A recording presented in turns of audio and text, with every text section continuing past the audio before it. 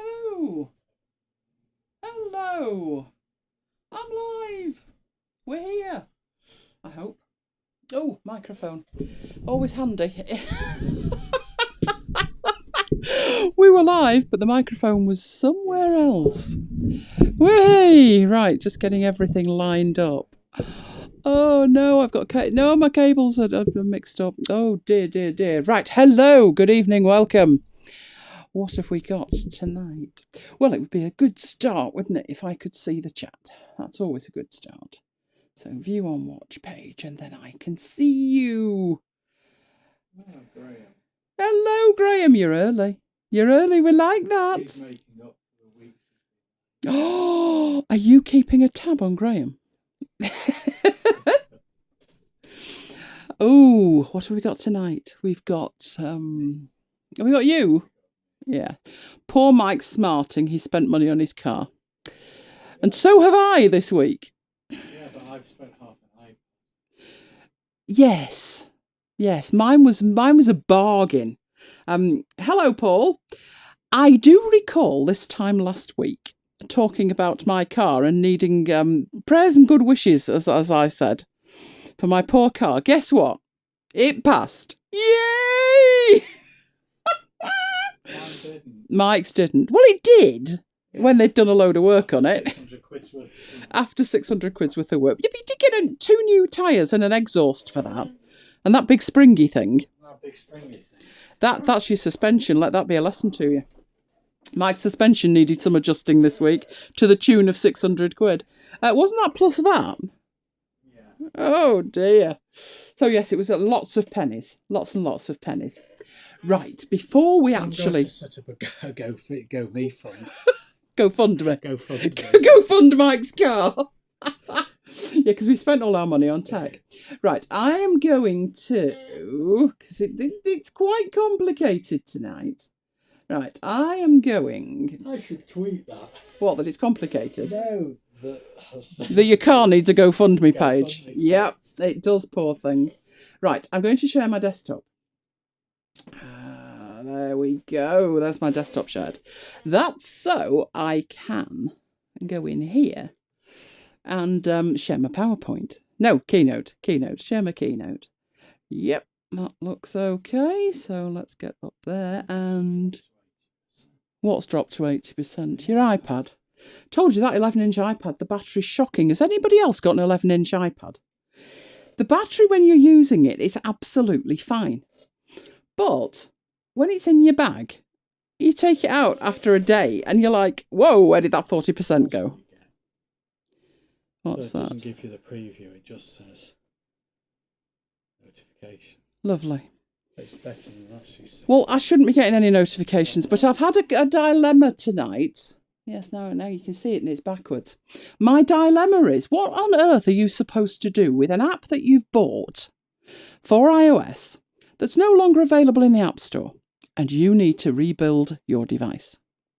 So that's what I faced tonight, and I cannot get hold of the app that I use to mirror my actual physical desktop. So what I've had to do is get another one. And the other one is fabulous, apart from the fact it doesn't have an option to flip. So basically, as I'm looking at it, I can see the after hours slide and it's backwards. But it'll do for tonight. But if anybody's got any good ideas as to what I could use instead, I'd be well up for that.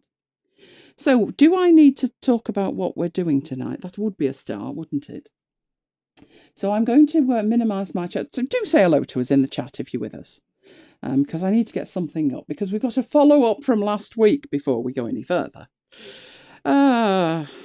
Which isn't on this machine, is it? So why am I doing that? It's not a technical demo tonight, but which is just as well. And I went to the dentist as well, didn't I? That's usually an expensive business. Ran into thousands last time. However, passed that MOT with flying colours as well today. So didn't need anything there. That's not a bad idea. That might just work, that mic. I'm just thinking. I use Phone View, and I've not used it to extract an app. But that's not a bad idea. You're both geniuses. I will try that. I like this new app, what it does with it's got there's some icons along the bottom, which you'll see later, and you can turn on the flashlight. Well, it's not a flashlight, but you can turn on this light, and that looks great. Problem I've got with it is the fact it's all mixed up. But never mind, never mind. We will press on regardless. Right, it's the top of the hour. It is. So it's hello from me. And it's hello from me. That feels very weird. That feels like the next line is I'm going to have something to eat. But I'm not. Welcome to MacBites. Yes, we're going to show you what we're having a look at tonight. Oh, new toys. Yes, who recalls last week's debacle trying to get Office activated? Me. Yeah, you'd long since gone to bed when I finally managed it. So I have an update on the Office update, as it were. Then we've got some Mojave tips and tricks. I've got Mojave on my new MacBook Air, and I must admit I hadn't investigated any of the new features because you know Apple, there generally isn't any new features. It's all bug stuff. So we'll have a look at that. Then we've got some scanning apps. We've got 3 of them. You know what I didn't get, don't you, Mike? What? That photo we were looking for. There must be a photo kicking around somewhere. A proper photo. Oh, I've got a photo. You go mad if I got that out.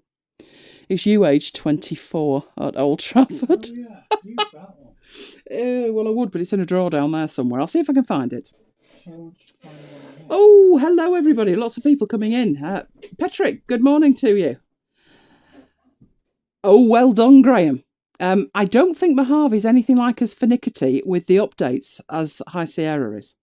I've still got one pending on High Sierra, and I'm thinking of skipping it and just doing the Mojave thing. That's why I've been looking at Mojave, and some of the new features are actually really worth looking at, so I thought we'd look at those. The scanning apps, we've got 3 of them. They are all iOS-based, and they're all ones... I've got all 3 installed, and I would retain the right to have all 3 installed for various reasons, which we'll look at when we get there. There's also been a new update to the beta of Affinity Publisher. My number 1 request. I have only been banging on about this for 7 months. Hyperlinks. They are now there. So we'll have a look at that. And then it says unboxing of the week, but to be honest with you, struggling. But first of all, Office 365 in the App Store. Did it work? Did it work?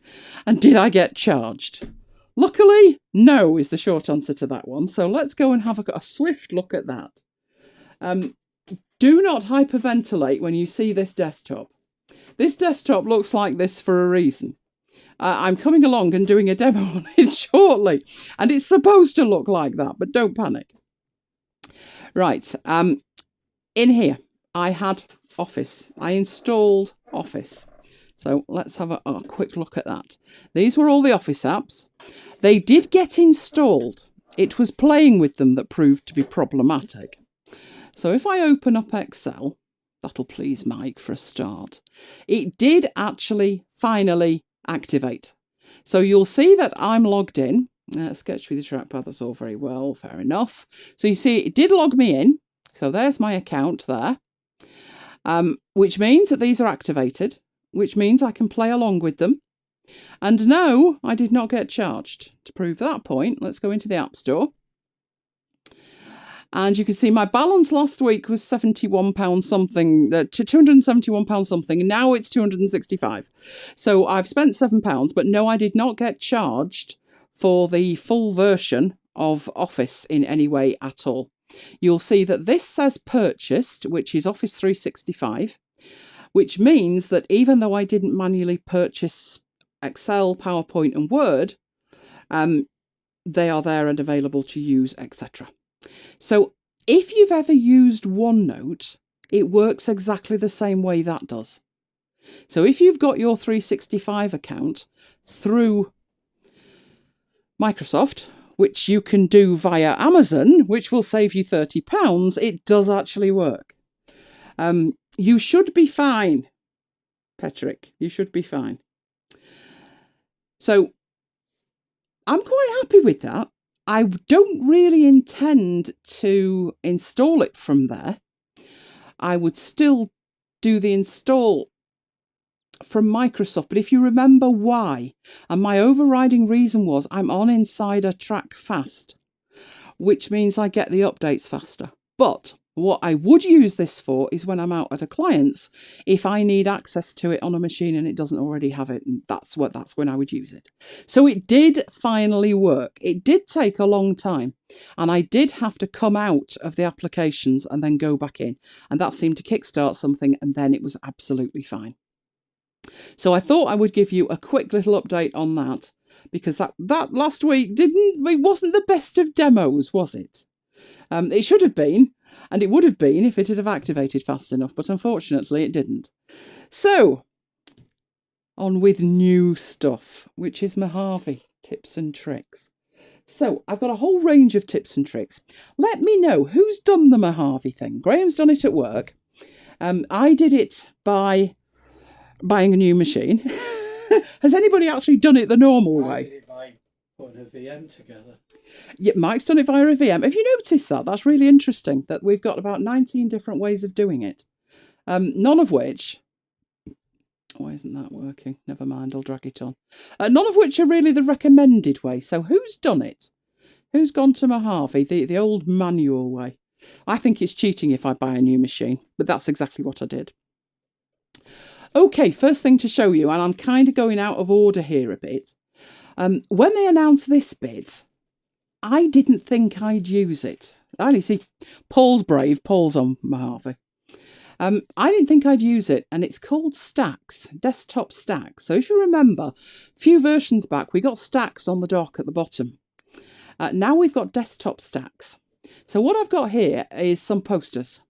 So they're the MacBites posters for... that one doesn't have a number on, but it was episode 4. And I've got some for... no, not tonight. The next show. The next After Hours, 1st of March. I've also got a screenshot there. Took that for a reason, which will become clear shortly. So I've got all of those files on the desktop. I don't tend to do that. I have Hazel rules to shift screenshots and all kinds of stuff. But I do put stuff on the desktop. I also have the desktop synchronized with iCloud. Oh, Deborah did it on an old MacBook Pro and then bought a new machine. I did it the other way round, just to be safe. Right, stacks couldn't be easier to use. Just right-click on any of the files on the desktop and say Use Stacks. And it automatically tidies them up. Now, I must admit, like I've said, I was cynical. I was completely cynical. And then I dragged so many files on the desktop, I looked at it and thought, wow, that's not actually bad. Now, what it's doing is it's organising them by file type with a few caveats. The first one is a stack of images, and when you click on them, it opens them up and then you can work with them.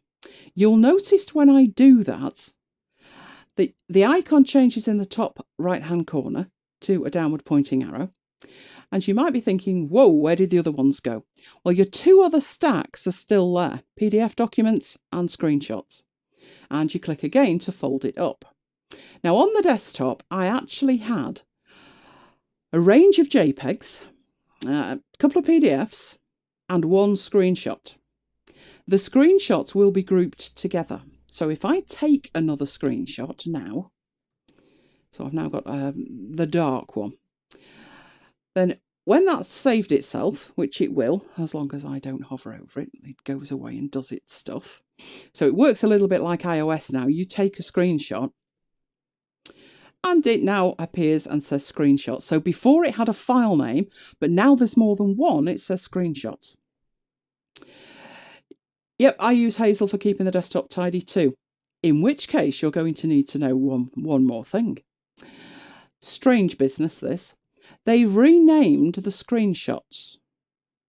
So in Mojave, it's screenshot, one word.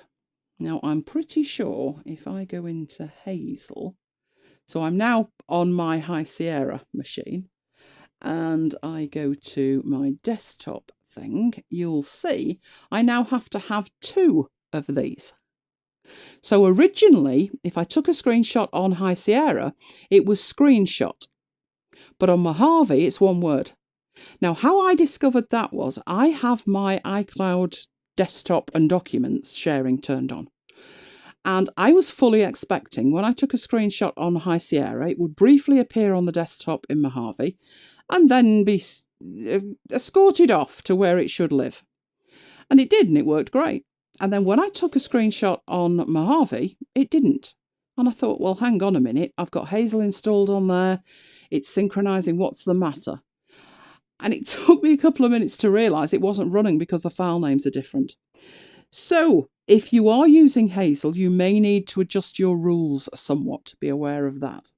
But yes, I use that as well. Okay, so that's what it does with it. It's purely for viewing purposes. So it's got my 4 PDFs. I know 3 PDFs. Yep, 3 PDFs there. Purely for viewing purposes. But it does tidy up your desktop. But the files are still there. It's still not the best place to store your files, but be aware of that. Now, the next thing. Dynamic wallpaper. Again, I saw that demonstrated and thought not in the slightest bit interested. But because it came with that turned on, I decided I would leave it and immerse myself into all things Mojave. What we're looking at now is the evening one. It's 11 minutes past 9 here. So what we've got there is the evening look for Mojave. That's why I took a screenshot earlier today. That's what it looked like at 5 to 4 this afternoon. About midday, it was even brighter than that. So basically what happens is it uses an image that changes in colour during the day. That's it. I can't say I'm sold on that for a particular reason, which is, let me show you. Let me show you behind here. So my High Sierra machine is behind there. If I just take one of these images, doesn't matter which one. You're going to drop that there for me? No, you're not playing ball, are you? I could take a screenshot, but then that'd give me a problem as well. So what I'll do is I will quickly go to Pixabay and get an image. That'll work nicely, won't it? Pixabay. On my High Sierra machine, when I put something on the desktop, so let's find, oh, he looks nice. Let's download that. Oh, no, I'm not a robot. Get on with it. Right, I'm on another screen here downloading a file. So there it is, monkey there. Oh, good grief. I think it's because I've got this VM running. Let's take monkey and stick him on there. Trying to get him. It's not doing it. Oh, I know what's wrong with it. I know what's wrong with it. I thought I'd turn that feature off and I've actually turned it on. Let's just try and get this monkey on the desktop. Thank heavens for that. Right. I've forgotten why I was putting a file on the desktop at the moment.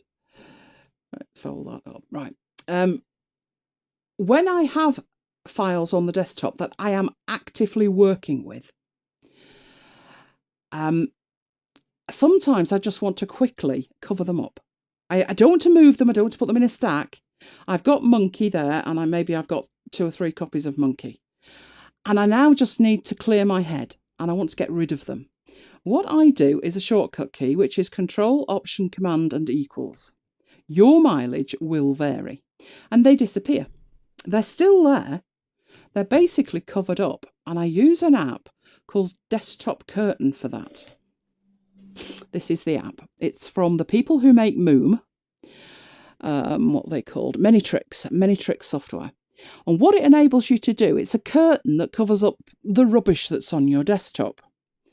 And as you can see, the curtain level covers everything on the display. It affects all my monitors, and in Mission Control, it's automatic.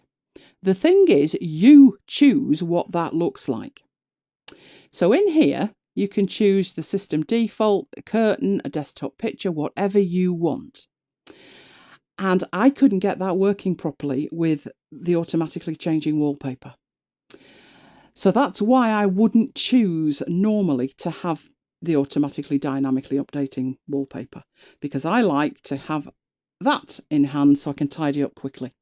I guess that's more important for me maybe than any of you, because I make videos and I don't want to make videos where my desktop is covered in rubbish. Oh, good grief. Now my Mojave thing has gone crazy and has made itself bigger, which I don't want. Let's try that.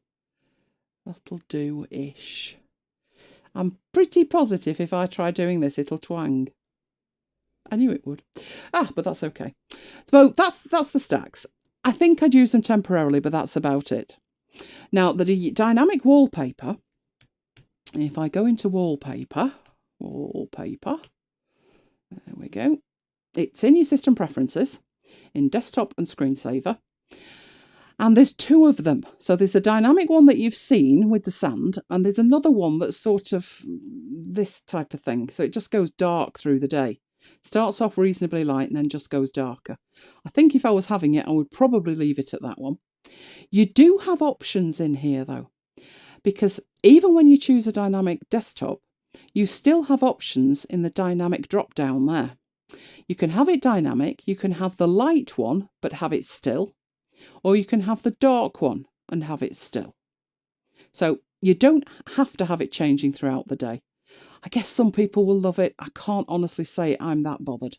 Once this machine becomes a highly productive machine, it won't be having any kind of wallpaper like that. I'll probably go for the boring blue. But there you go. That is there, something to be aware of because it does it automatically. Right, next thing. We've already got a split on this one. Dark mode. Can't say I'm a huge fan. I'm surprised at people going crazy for it and absolutely loving it. It's nice, it's an option, but generally speaking, can't say I'm overly bothered. I do like the fact that there are different accent colours though. So the way I've got it at the moment is the default way, which is light. Now when you install it or you set up a new machine, it does ask you on the install, do you want to use light mode or dark mode? And I said light and just left it be. But to go into dark mode is incredibly simple. You just do that. I dare say I could get used to it. I don't object to it particularly greatly. I just think it all looks a bit strange. But I would, it's a bit like an iPad. On my iPad, I do use dark mode on Twitter clients. And it is better. So I could warm to it. Let's leave it at that. I could warm to it. I do think it's quite clever though, the way they've got the accent colour. So if I move that there and just get a Finder window up, and I don't want that view because we're coming back to that view shortly. Let's just do that view and make it small enough like that. Your accent colour is the colour there. It's blue at the moment. That's your accent colour. And you can go in here and you've got 8 options. You can also see the accent colour on drop downs and radio buttons. So if I choose the purple, they instantly change to reflect it. And if you go over to the Finder, then now that's the accent colour over there as well. So there's a lovely pink one. That's so not happening. Then you've got, oh, that's bright red. I can see certain people changing that. I really can. I actually think the orange or the yellow works better. I think the yellow is possibly edging it for me. But then I don't see me in dark mode all the time. Probably because I've got other machines on other operating systems. And I'd be thinking, you know, this one looks so different. It's now annoying me that they're not the same. I didn't think I'd think the grey one looked great at all. But actually it's not bad. But I think at the moment I am a light girl. And it'll be staying on light and blue. But as you see that's change, my eyes did just glare over when that came up. Like, whoa. I think you'll probably try one, try the other, stick with one, and then when you turn it back to whatever the one was you didn't choose, you'd be like, oh my. It does look very different. Even that was on there for, what, 2 minutes? And I'm still thinking that's really different. But it's very simple to get in and out of. And as I say, you can change the accent colour. So have a play with it. See what you think. Now, a couple of other features, which are very, very nice. Why is this only scrolling one way, Mike? And it's the wrong way. I've got an iPad here with my notes on. And it's not scrolling, and when it does scroll, it's scrolling the wrong way. Yeah, okay. So, in answer to that question about why I have so many iPads, now you know why. I'm throwing that iPad to one side and I'm opening another iPad. You know, that reminds me What? of that Microsoft demo for Surface one. Oh, yes. He threw it to one side and brought a new one on. He did. Then he got sacked. But the difference is I'm telling them I'm doing it. I'm frantically now trying to find an iPad with the app on that I'm looking for. I now have an iPad. Yeah, I've literally just thrown that iPad to one side. They shouldn't happen in live demos. I don't know what's the matter with that one. And that's a relatively new one as well. Okay, it's all in hand. I know exactly what I'm doing. Right, I'm coming on to a feature that I think is one of the best features new in Mojave. I'm guessing you're all aware of it, but the nuances of it are so nice. It's unbelievable. Right, it is something you briefly just saw. So I'm going to stretch this out a bit. This is pointing to the desktop. First point to make about that is, despite the fact that the files on the desktop are in stacks, they are in a list view here. This view is independent of the stack view. So you have your usual views. You have your thumbnail view. You have your list view. I live in list view. It just makes sense to me. There's your column view. Now, column view is a lot more useful now. You can change the... Oh, you should be able to change the size of the column. There we go. You can change the size of the column because your preview view is now a lot more useful. So I think it is actually possible that you could live in that view now. But you've also got this completely new view, which is gallery view. And what this gives you is a way to edit your images without even opening them. Now, these images, if I click on this one, for instance, they look diabolically ropey. But if we look at the meta, and I have no idea why the date says 1970, the dimensions are 200 by 112. So we're going to need a considerably bigger version of that image, aren't we? There's the 600 by 337. But if we go right across, there should be a very large one. There we go, Retina.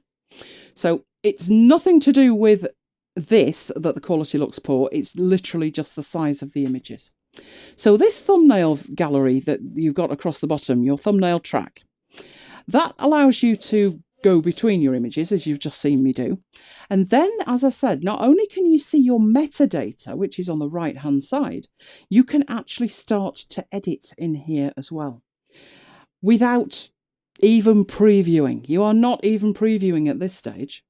If I rotate, it's actually rotating it within there before I even do anything else. I can also mark up from in here. So that opens it up in this little flyover. Very reminiscent of iOS. Very reminiscent. So I can draw my squiggles on it. Let's get the pencil and draw some squiggles around it. These are vector. They are scalable and they are editable. I will put an extra one there to prove that point. So you've got the green handles, which will let you change the curve. And if I would actually like that to be sort of around that moon area, I can do that. There we are. And stretch that out. So it's pretty perfect with the curve on there. And in here, I may want to make that smaller or make that bigger. So that fits around it nicely, but you can even make that bigger. So they are annotations, but they're vector annotations. You can add shapes and you can add text and all kinds of things. So if you want to make a quick meme, you can do. There he is. He's talking to Santa now. So you have those options available there. Now, what I tried to do was click done, which got me out of it. And then I shut that down. And there was my original image. And this is the point I thought, what if I realise at this point I've made a mistake? And I hit markup again. And it went back into it, and I tried clicking, and it actually selected it for me. Now it's not doing. I don't know why. It let me back into edit it. I didn't expect it to, and that's not what it's doing now. So let's try reverting. No, I got a revert button as well. So I don't know what I've done that's different with that one, but you get the idea.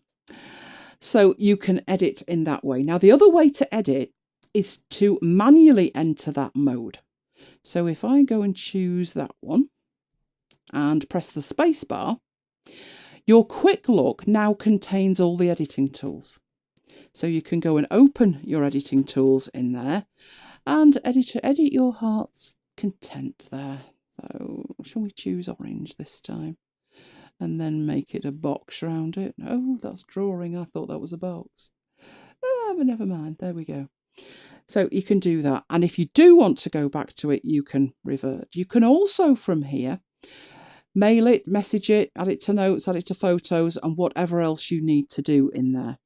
Now it says one new. That's probably because I installed Keynote, I'm guessing. Which is the one with the dot on? Oh, it's OneNote. So I could even share it straight to OneNote from here. So that's your extensions that you've got. Now, you can also, so let me come out of that bit and go back to this metadata window here. I said that you've got your rotate, you've got your markup. You also have a more option. In there, you can make a PDF.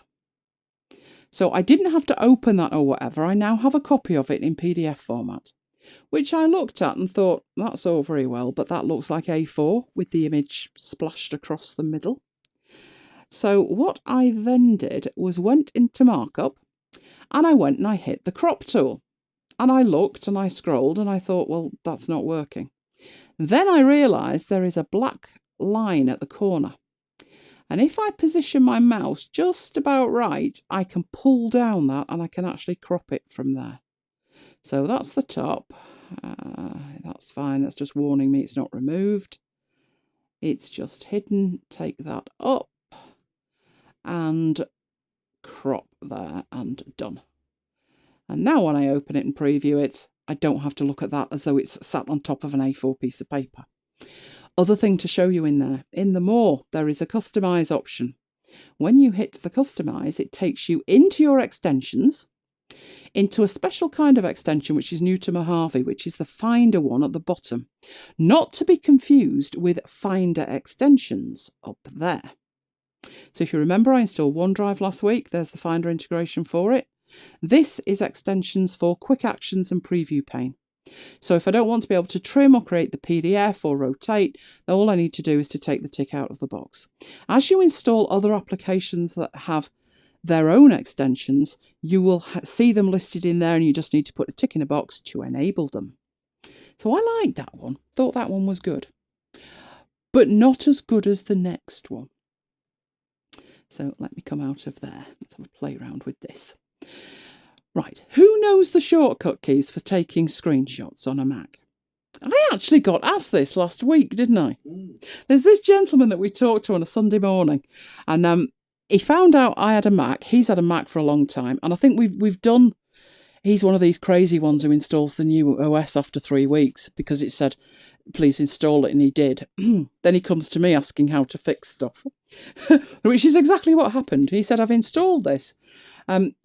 Basically what he'd done was he'd got some insurance thing and he'd done it online for the first time.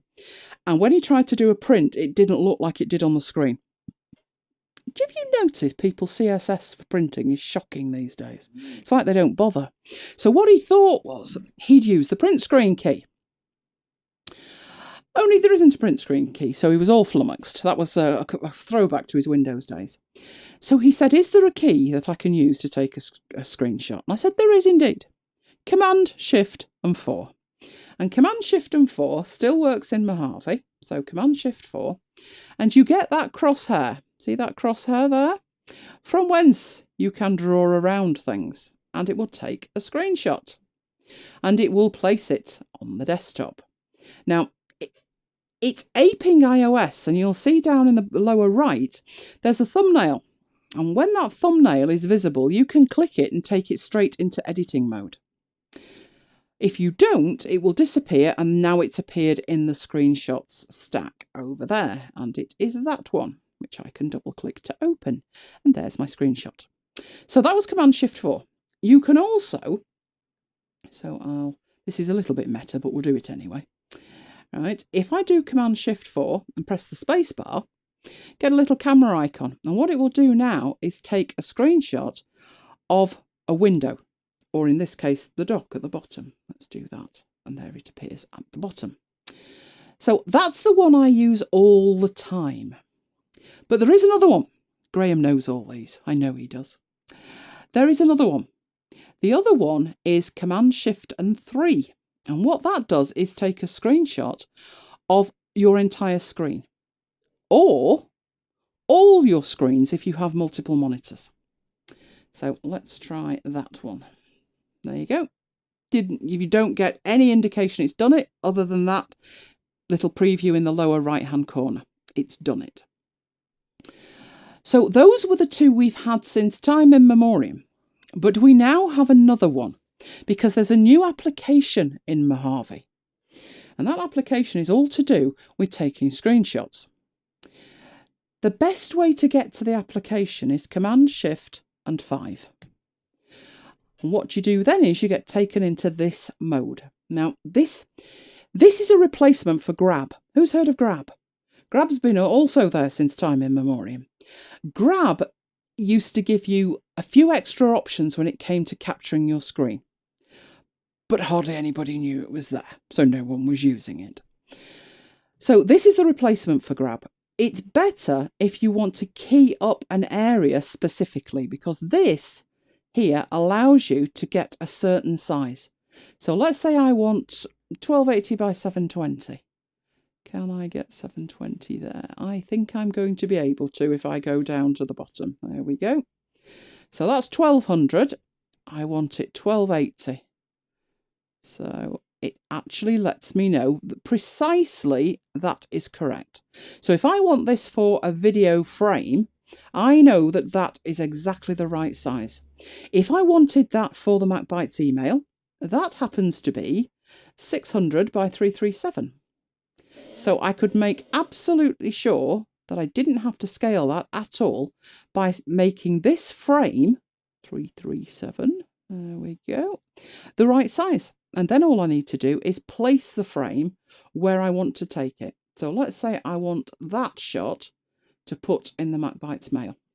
Simple as that. But at this stage, I haven't actually captured anything. Easiest way to capture is to just hit the capture button at the bottom. And if I double click on that there, it will open and show you what I've actually captured. And I will say done. Well, I would if it would let me. It's having a rare old think about it. When it's finished, it should save it. So that was framing it. I actually find that incredibly useful when I'm working on something and I have the need to take a screenshot of a random area of the screen 5 times. Because the chances I'm going to get the frame correct in the right size 5 times, slim to non-existent. So for instance, if I wanted to move these things around or open them up and capture the same area, Command Shift 5, and it will capture the same area for me again. So I can see I would actually use that. Do you realise, Mike, that's got something that Snagit hasn't? Snagit doesn't do that, does it? No. So I'm liking that. I'm liking that a lot. Right, but there's other things it can do as well, because that's pretty primitive, isn't it? No, it can do other things as well. So initially it's capture the selected portion, which is what I've selected, but there's also the entire screen. There is also a selected window. Now you might think, well, why on earth are those two there when there's shortcut keys for them? Well, some people, like my friend, didn't know that. So if I just say to him, you can run this app, it'll be fine, just use that. He only has to remember one shortcut key, Command Shift 5. So Command Shift 5, it's the new Command Shift and 4. But I see for most things, it's going to be where you want an option. And for that, you're going to want this one, select a portion. But you have options as well. You can choose where you save it to. So by default, it's the desktop like any other screenshot, but you could also put it in Documents, the clipboard, Mail, Messages, Preview, or somewhere else. Now that could be useful when you do just want to mail it, or you want it on the clipboard because you need to paste it into somewhere else. So I do think this one has got legs. It does. I'm liking the options.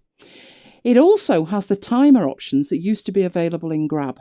So if you need to set something up before you take the screenshot, but you can't set that up once you're in screen capture mode, then you can do that. So let's have a look at when you would use that. Let's put that over there. If I wanted to show the Go menu or something, can you see what's happening? I'm in this mode and I can't actually click on the menu. Here's hoping if I set that for 5 seconds. Oh, you're not going to do it for me, are you? No, I need to do that. That's right. There we go. So I can go and I can set that up and then just wait. It will take the screenshot and then I get the menu. I think Snagit can do that, but not quite as easily as that. So that's a reason to use this method rather than the other methods. So Command, Shift and 5. Right, so we're there with that option. Now the other option is, in addition to the time, so I'll set that back to none, whether you show the floating thumbnail or not, which is the one that's popping up in the lower right, whether you remember the last selection, which is the bit that I think is fantastic, the fact that it does, and whether to show the mouse pointer or not. That one's actually useful. If I put that on 5 seconds and I say show the mouse pointer and I put it up there and then hit capture and go and click on go and hover it over iCloud Drive, I should have a mouse pointer in there. And I don't. I wonder why I don't. I did turn that on, didn't I, Mike? I'm not going mad. I did turn that on. Yes, show mouse pointer. That should have captured the mouse pointer. Maybe it doesn't work with the timer enabled. That could be an option. Or it could be the virtual machine. You're quite right, Mike. But I have seen that work. And again, it's a feature that they've pulled in from Grab. Now, that's screenshots. So it's you've got Control-Shift-3, Control-Shift-4, and now you've got Control-Shift-5. But it doesn't end there. Because you also have here 2 other options. And these are actually to record your screen. So video-wise. So let's put that over there. And hit the record selected portion of the screen. And hit record. You are now recording. So it's telling you can hit that button to stop recording. But if I open up these, tiny little recording. There we go. And hit the stop button. And there is my recording. Ah, it's all black. That's because it's a VM. It doesn't like the fact it's a VM. But trust me, that does work because I've tried it. I've tried it on my other machine and it does actually work. So that gives you the opportunity to record the screen. And the last option here is to record the entire screen. It's okay if you want a short recording, but don't try and make the next hour-long tutorial with it. The fans will go crazy. But for a tiny recording, it's absolutely fine. So that's one that I think is a really, really nice option. A couple of other tiny little things. And I'm trying to think, what did I say I was going to demonstrate on the other machine, Mike? It'll come back to me.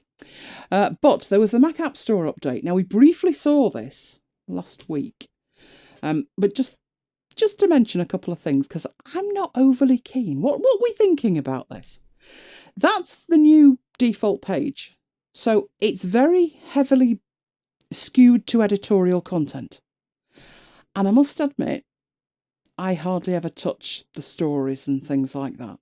So it's got, popular stories and it literally loads up stories. And I'm more, just give me the app. Just let me see the apps. Then you've got to come out of it.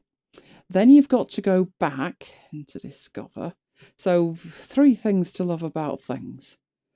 I mean, if you're using things, fantastic. But it looks like a blog, only I don't know who's written it. But that's just me. Your mileage may vary. You may think it's fantastic. You've got categories, so you can choose certain categories of apps. But again, it's heavy on editorial content, as you can see at the top. But eventually you do get down to some software underneath there. And it is the categories we're used to seeing: work, play. I'm never looking at games, ever. Developer stuff. And then you can get into your categories and you can drill down straight into the categories if you want. And then you do see the top paid and that within a category. And there is your updates. So I did update these 2 days ago. So I installed them a week ago during the live session and I updated them 2 days ago. So it all did actually work. It did work swimmingly. One thing to be aware of, particularly if you've only just installed it, Graham, is in the system preferences. I found this one a little odd. Your software updates in the system preferences. Yeah, shouldn't it be in the App Store? Well, no, it's not. It's here. And it's checking, which looks alarming. It looks like it might actually find something, and I don't particularly want it to. But it's having a look anyway. So you could find that you've got a little red icon on there telling you you've got an update. It's in there now rather than being in the other one. Yeah, it's up to date. That's fantastic. Amazing. Now, there is an option to automatically keep your Mac up to date. Don't, on pain of death, enable that. Because if you do, it will automatically sort itself out, and if there's a problem with it, it'll be too late to stop it. But if you're feeling like you want to live on the dangerous side, feel free. I won't be doing that. I don't think I even went in there. I'll check for updates. That says download. Insanity. Not doing that. Not doing that at all. So let's get rid of that. Unlock it and turn that off. Oh, come on. You're only getting up at it because I want to, system. Just check for updates is what I want. Just only do what I ask, and that'll work well. So just really to be aware of the fact that that is actually in there. I know what it was I was going to demonstrate, and this I couldn't get working on a VM. So I'm going to have to do it a different way. So I'm going to lose my VM, and I'm going to remote desktop into another machine. Okay, so RD remote desktop, and my machine is called Angel. I like them to have nice serene names. It calms me down when stuff goes wrong, which is pretty much all the time. Right, so let's go into Angel. Right, this is my MacBook Air. The reason I'm demonstrating this on my MacBook Air is because it will not work on a VM, but it will work on my MacBook Air. Now can you see why I don't like that desktop? Because I can't hide the monkeys. I've got iCloud desktop and documents turned on, so if I toggle that on and off, there are the monkeys. But I can't turn them off on my MacBook Air, so that's why that's a problem. Okay, let's go into Keynote. It doesn't really matter, there's a few apps that support this, but I'm going into Keynote and I'm going to make a new document. Yes, think about it. Think about it. New document. Oh, it's chugging away. It's quite slow because I'm remote desktoping in, but it's not slow. It looks much better my end, let's put it like that. Right, I'm just getting a new blank. Nothing special with this. It is just a new Keynote file, which I'm going to do fit slide. Then I'm going to add a couple of slides in. So I want that slide there. And I want another slide with a couple of pictures in. I'll even go for another one with a big picture in. Now, although it's got pictures in it, it's got imagery in it.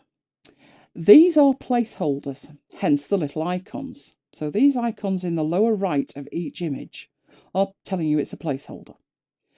And the beauty of that is, if I move that out of the way slightly and I grab hold of this monkey and I drag the monkey in, can I pick up the monkey? This was another problem.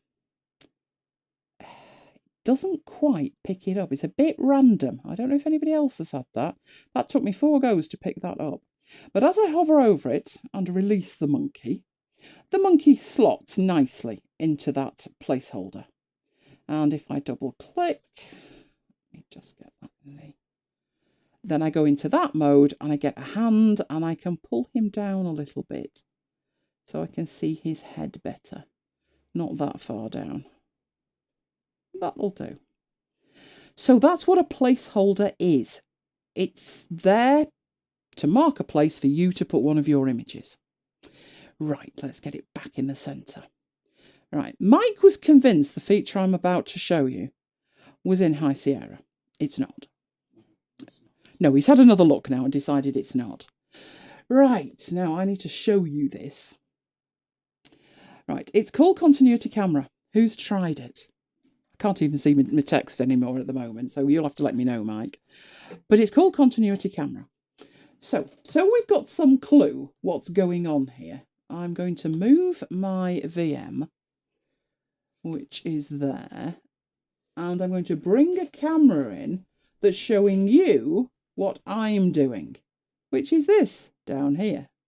I know it's backwards. I'm working on that. That was the issue I had with that app, if you remember. But it is me. I am here, even though I'm backwards. Right, so phone. Right, what I'm going to do is I'm going to click on that image, right click it, and say import from phone or iPad. Now, obviously, you can see the list there. There's MacBites Siri. That's this device. This one here. That one. But I've also got Snowy and Butterfly and Cherokee and Feather and Fur and Geronimo and Grace. I've got a lot of iPads. Okay. But I'm going to say take a photo with MacBites Siri, which is this one at the top. Right, at this stage, it goes into the camera. So you can see the camera there. It's a bit meta, isn't it? But you can see it. So that's an upright one. So we'll take my backup recording. How about that? Let's do that. So I've taken a photo. At this stage, I get to say use this photo or not. So I'm going to say yes, use this photo. At which point, it appears there is the backup recording and another collection of monitors. And there's the iPad I threw down, the one that wasn't working. So you can just work round and do that with all of these. This is continuity camera. I'm showing it you hosted in Keynote, but you can use it in a lot of different apps. So same process again. Right click, import from iPhone or iPad. I will say, come on, MacBites Siri, take photo. This one's squarer, isn't it? This one's squarer. So I'll take it on the other side. Oh, I'll get my microphones in. There we go.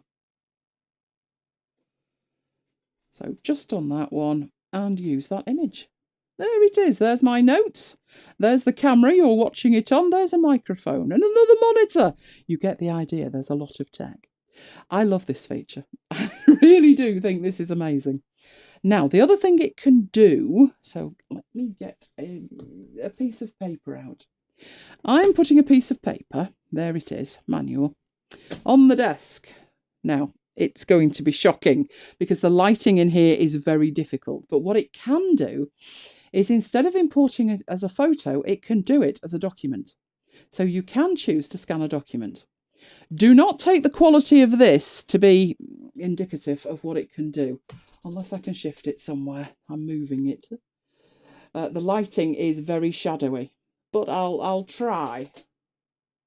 Oh no, that's shocking. Let me retake it. That's terrible.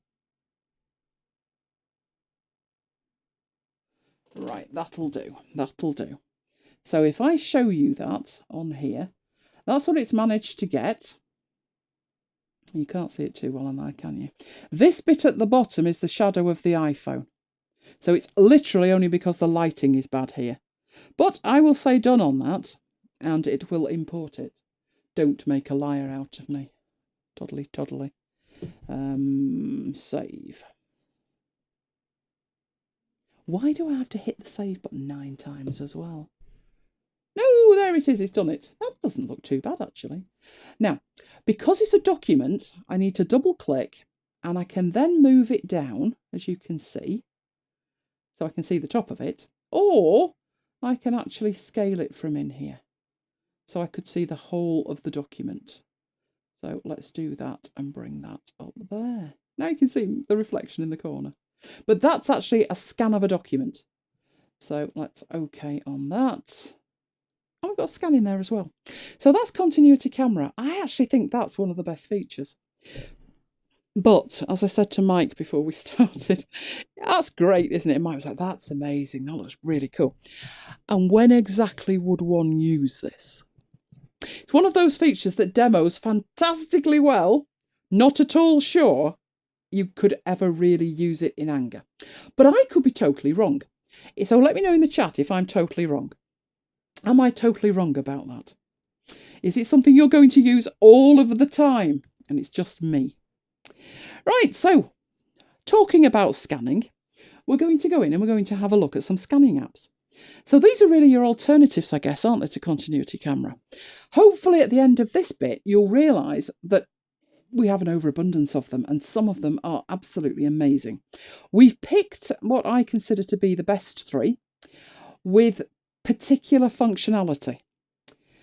So the 3 we've picked are Mike's favourite, my favourite, and an extra. And I still haven't got a photo to demonstrate that last one. I'm going to do something really technical. I'm going to do it on an iPad. That's what I'm going to do. You know, the iPad I slung across the room. I might resurrect that one. So these are the 3 that we've picked to look at. The good news is that 2 of them are totally free. One is Office Lens from Microsoft. That's the one on the left. And the one on the right is PhotoScan from Google. Why they don't make more fuss about that, I'll never know. Because it's a fantastic app. I have used it in anger a couple of times.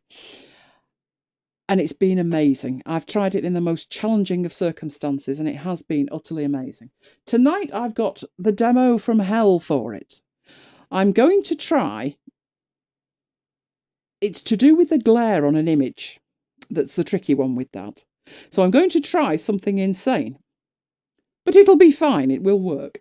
But Mike's going to start off, and he's going to be looking at Office Lens. So give me 1 second to get out of his way and give him room for his iPad to come and join the iPad party that's over here. No, well, mine's not working, so I'm upset with it now. I'll try and resurrect it. Don't forget to tell us what scanning app you use. Right. Is Air Server running? Yes. And am I tunnelled into... Now you've upset it all.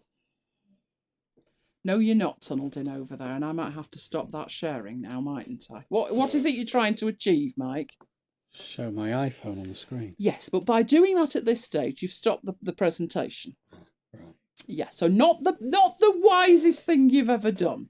Let me get mine out of the way and go back into the presentation. Ladies and gentlemen, we'll now have a little break whilst we set up.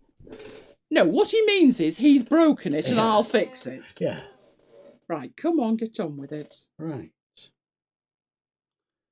So can I go into my... No, you can't. Well... Right. Okay. Squeaky chair. Squeaky chair, yes. Right. Office Lens. Office Lens is a free app. It's for iOS and Android. And you can use it to take pictures of whiteboards, photos, printed documents, and probably more. Handwritten documents, receipts, etc., etc. I actually use it for taking pictures of receipts. Once the picture is taken, it can be straightened, it can be cropped, it can be rotated, and it can be annotated. Now, it has 4 modes. It's got a whiteboard, it's got a document, it's got a business card, and it's got a photo mode. So those are the different modes it's got. So what I'm going to do is I'm going to go through a few demos to show you what it can do. So now... We only come out to a black slide. Oh, we only come out. Yes, right. we do. One day you'll remember that. Yeah. Hey! There we go. Right. All confused here. Right, can I connect? What would you like to connect to? My machine. To show my demo. Yes, but we don't need that, do we? So we've got to get rid of that. When you're showing 2, it all gets uppity with itself. Right. Just don't do anything till I connect to you. Right. Okay. So first demo. I have a document somewhere here. Where's your computer gone? Where's my computer gone? Oh, there's your computer. My computer. Way! Right. I have a document here. It's the closing address from the Munich Memorial event. We've talked about this over the last couple of weeks. Elaine and I run a memorial event for the people that died in the Manchester United Munich air crash. So what I have here is I have a printout of my closing address. It's on a piece of A4 paper and it's been laminated. So what I want to do is I want to take a photo of that using Office Lens. So what I will do is I will go into Office Lens. There we go, go into Office Lens. And I'm probably best standing up here, aren't I, to try and capture the whole thing. There's not much room, but I'll do what I can. What are you implying? I'm implying we've got too much tech. Don't be ridiculous. Right, there we go. What I'm doing now is actually I'm in the wrong mode. At the moment I'm in business card mode because that's the last mode I used. But as I swipe across, you can see I can go to whiteboard mode. Oh, you can see me in the background. Document, business card and photo. So for this one, I want it to be a document. I'll pull back a little bit so we can see the whole of the document, and then just tap on the white button. What it does is it takes the picture, says it's processing it. So from here, I'll tap on filters, and I have these built-in filters, and as I tap on them, you actually get to see a preview. For all of them, apart from the black and white number one, you can actually see, as I said, the shadow in the background of my chair and me. So I'm going to go for the black and white one there, and it's actually missing part of the Munich. So I think I will try and take that picture again. I don't think you're going to get much luck because of the light in here, to be honest. In that case, I'll stick with the one I've done. Stick with what you've got. So I'll tap on done. And what I want to do now, in fact, let's go back, because I just want to show you the tools at the top as well. There's a crop tool up there, which allows me to crop things off. So if it had given us extra stuff that we didn't want, I can crop that. Straighten it as well. And tap done when I've done. There's also a rotate tool. There's also a text tool, the one with the T on it, and that just allows me to type some text. I don't think you can actually move the position of it. I wasn't able to do that, so it's where it is basically.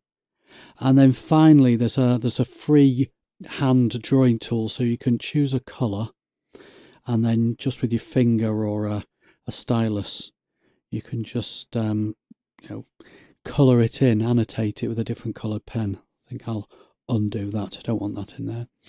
So anyway, once I'm done, I'll tap on done, and it gives me various different places I can save it, some of which I'll go through. I'm not going to go through them all, but before I do, I'll just give it a file name. So I'll just call it Munich closing speech. And for this one, I will stick it in OneDrive by tapping on OneDrive. So it says it's transferring it. Now, if I then go to I'll close that. If I then go to my computer, which I have over here, it hasn't copied it over yet.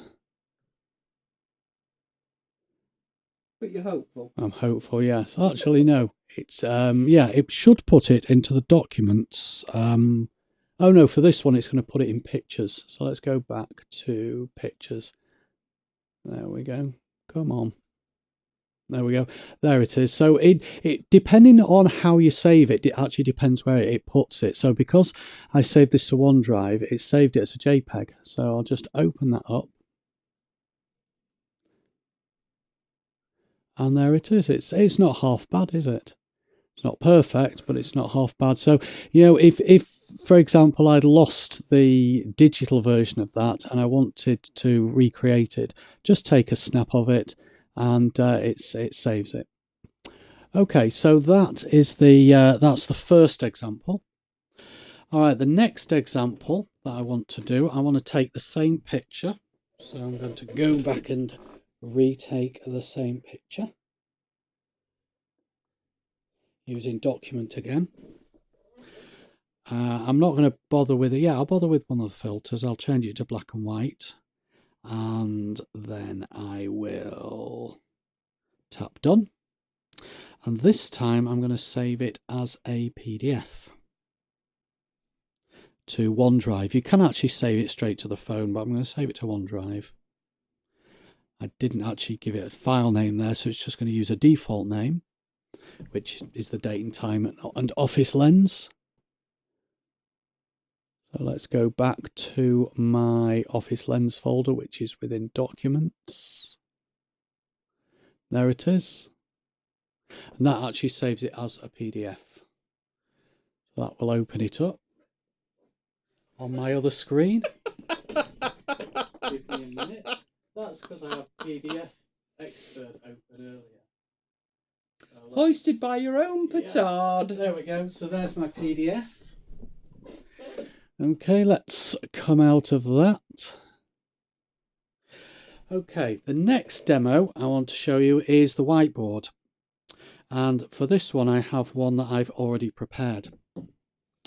So at work, what I did the other day is I used Office Lens to take a photograph of a whiteboard. I used whiteboard mode, and then I took the photo. The whiteboard just had a simple diagram on it explaining the concept of cloud storage. I didn't have much time to do it, so I just did a really quick diagram, and I didn't do any post-processing on it. And what I did is I saved it to the photo library on the phone. So if I tap on the three dots up at the top and I go to My Files, you can see this bottom one here. That is my picture of my whiteboard. So if I then tap on the three dots at the bottom of that, you can see that that is saved into Photos, Albums, Office Lens. So that's just on my camera roll. And if I actually tap on it, that opens it up. So it has saved it onto my camera roll. I can get it out. I can just tap the share sheet icon at the top and get it out to wherever I want to. But it's made a very, very good job of it. There's no sort of glare. There's no background on it. It has made a very, very good job. And that, as I say, is with no post-processing at all. Now, let's compare and contrast that. If I go into the Photos app and I go to my Demos album with a picture that I just took directly off the camera without going through Office Lens. So this was literally the same whiteboard taken off the camera. And you can actually see that it's got a whole load of glare on it. You can see me in the background taking the picture. You can see the room in the background. So what I'll do now is come out of that, go back into Office Lens. There it is. And tap on the photo icon that you can see at the bottom left. Then I can choose my... Where's it gone? They're going to be so interested in that selfies Yeah, one. they're not seeing that selfies one. There it is. There it is. So it's loaded it in. If you could see what's going on here. He said they're not seeing that and he turned away. Yeah, then I realised. Fully unaware, no, sharing his iPhone I realised. Yes, that's what I do on a Wednesday. You just dress up. I dress up very kinkily. Yes. I've loaded this up into Office Lens, and you can see what it's done. It's actually taken by me using this auto filter, taken all the glare away. Okay, so what I'm going to do is I'm going to crop it. So let's just crop it a little bit, just get rid of some of the bits. Tap on done.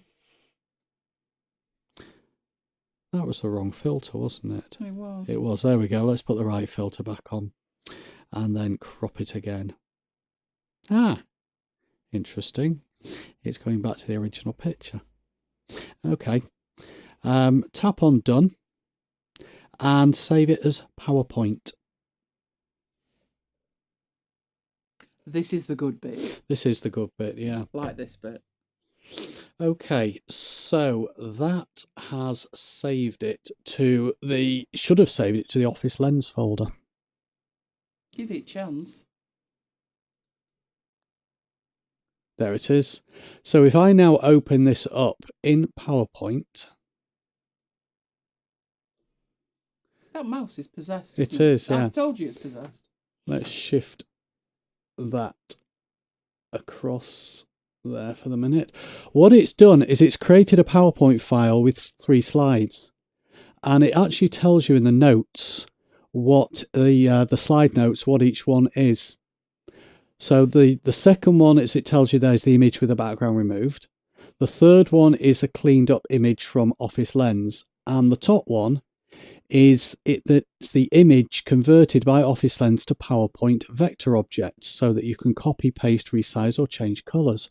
So as I select each one of these things, if I actually go back to slide 2, you can select the whole thing, but it's an image.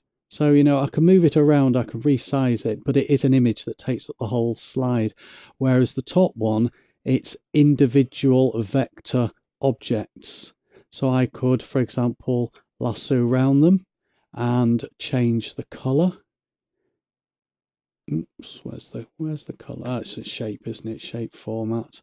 So change the color of those to red. Do the same thing with that. Change the color of those to blue. I could even delete something, so I could draw around that and delete it, and then add it back in as a proper shape. A nice neat shape instead of a hand-drawn shape. So by scanning it in, saving it as PowerPoint, it becomes an editable object, which is really, really cool. Okay, the last demo I'm going to do is a business card. So, that, sling it across the room like you did with your iPad.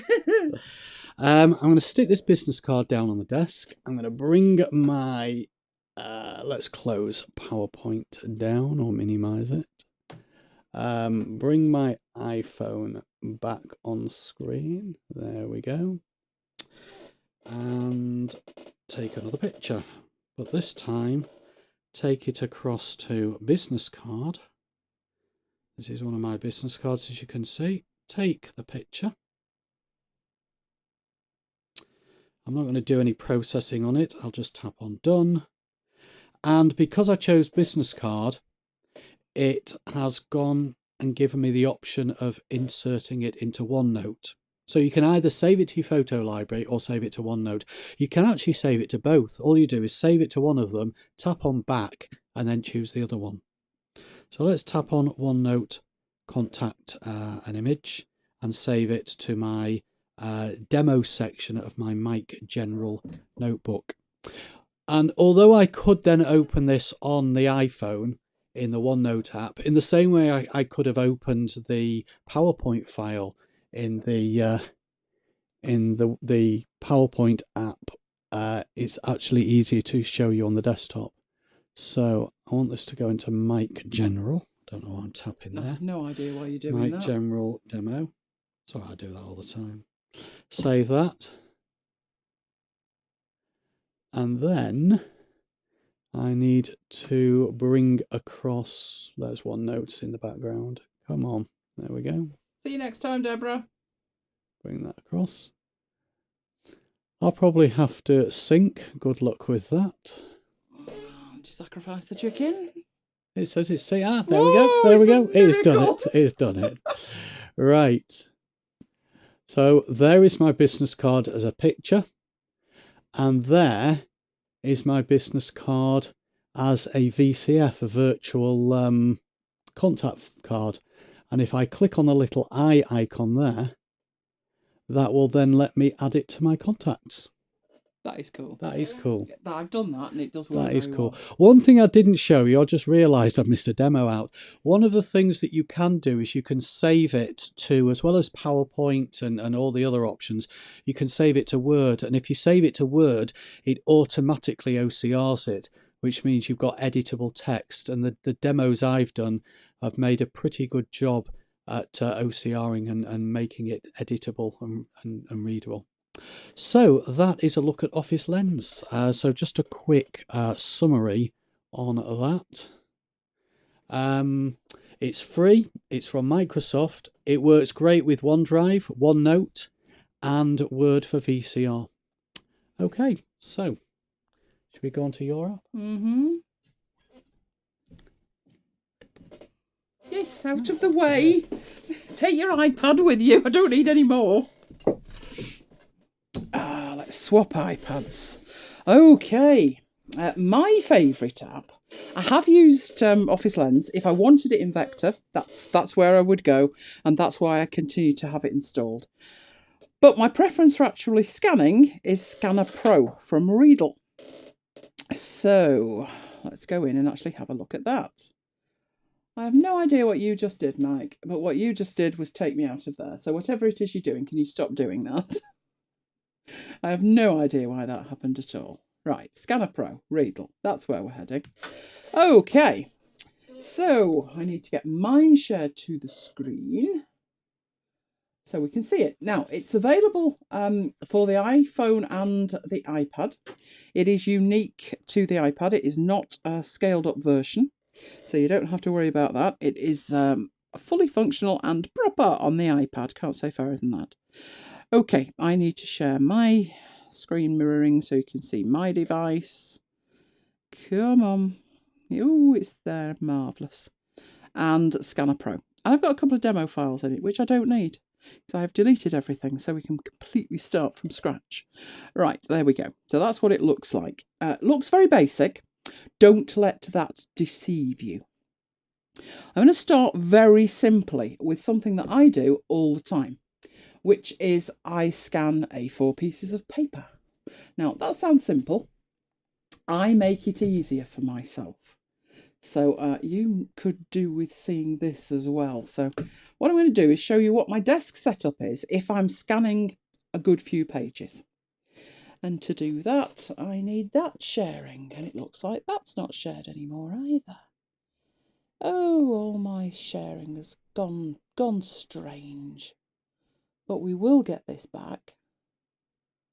So I want to show you what my desktop looks like. Oh, there we go. Right, so my iPhone is on the left and my desk is on the right. This is a cutting board. If I turn it over, you can see it is cutting board with a grid on it, so you can work with it. I don't use that side, obviously. I have a black one, a blue one, and a green one. This one is A3 size. So if I'm scanning something and I want a pretty decent copy, I put that on there. I know that's upside down. It's not when I'm looking at it. Okay, and that gives me a great starting point. So in here, all I need to do is tap the plus. And as you can see, we've got lighting issues in here. We've got a lot of shadows. You can see it telling me to move closer, but then it's got it. I might try and adjust the lighting. Oh, that's shocking. My word. I did say we had lighting problems. We've got a lot of shadow because the microphones are in the way. So what I'm going to try and do, light. Let's bring that in while we're at it. See if that makes a difference. It should do. We should have less shadow. Oh, which is right in front of the camera. Let's try that. Okay, so I'm going to we'll save it and we'll just do another one. See if that's any better. Right, that one should be much better. So it proves the point the lighting's important. There we go. That looks absolutely perfect. Now you'll notice in here at the bottom, the scan is named the date and time that it was taken. That's my preference and it's all configurable. The reason that I have it set like that is because I've got a Hazel rule. And when it's saved, so I'll tap save, when that's saved and it gets sent up to the cloud, it's automatically being backed up in 2 separate cloud locations and imported into DevonThink. And I'm not doing a thing. Once I've set it up, that's it. It heads off and it struts its own stuff. So a simple page of A4 text is very easy. But there's other things you're going to want to do. And I had some stuff here. Trying to think what the other one was. These are some notes that I actually scanned when I was away. We went away to a podcast conference and I got 2 pages of notes. These are they. This second one, which is just black and white, actually needed to be filled in on the day. The other one didn't, but that's a colour one, as you can see. So let's have a look at that. I think it got that. It did it very, very fast. So that's what a colour scan actually looks like. And you can in here zoom in and have a look at it and make sure that it looks okay. If it didn't, you can fix it. So you saw Mike doing that. I'll try and take a dodgy one.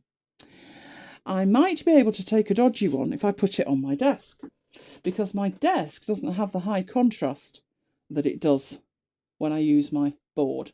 So if we take it at an angle, oh, it can't even find it at all. So it's struggling because of the background.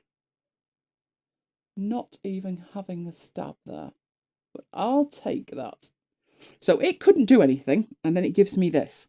One of my requirements for apps like this is when I move in, so when I change the corner, I like to see a zoom. So we can see the zoom on the right-hand side there.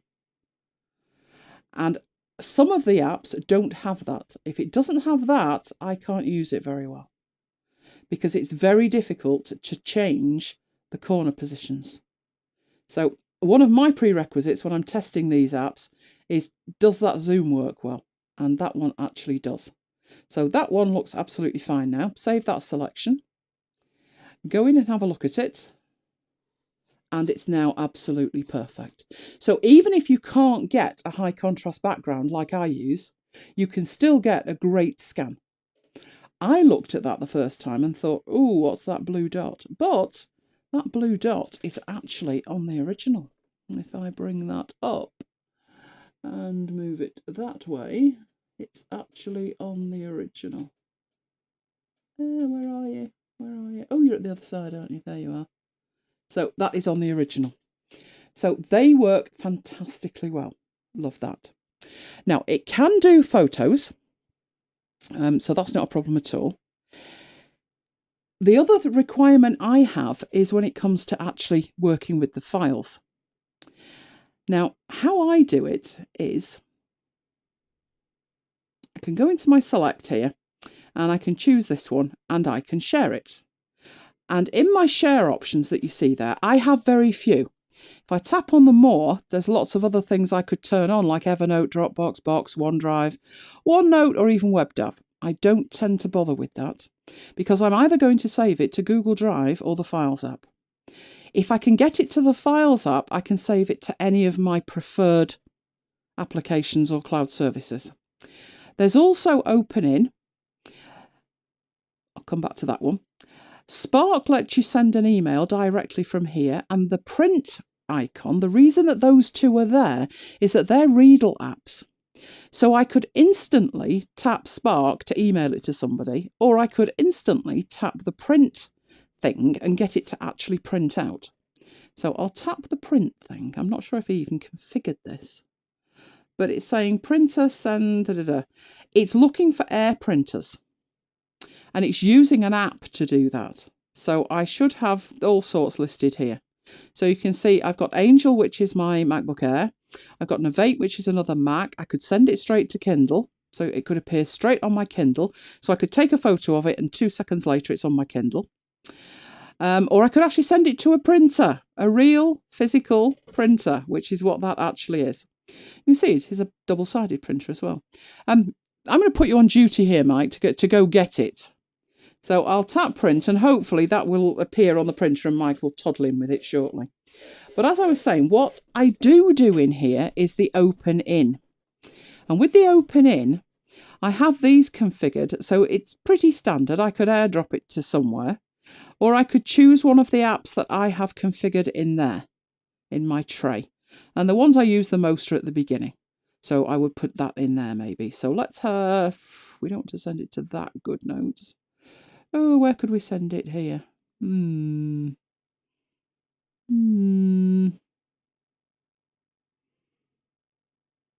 Where should we send that? Oh, let's send it to Droplr.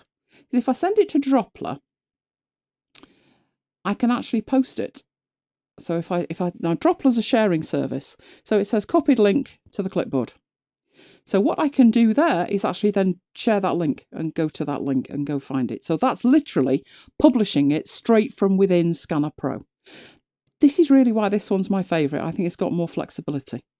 One of the best things in here, though, is it has workflows.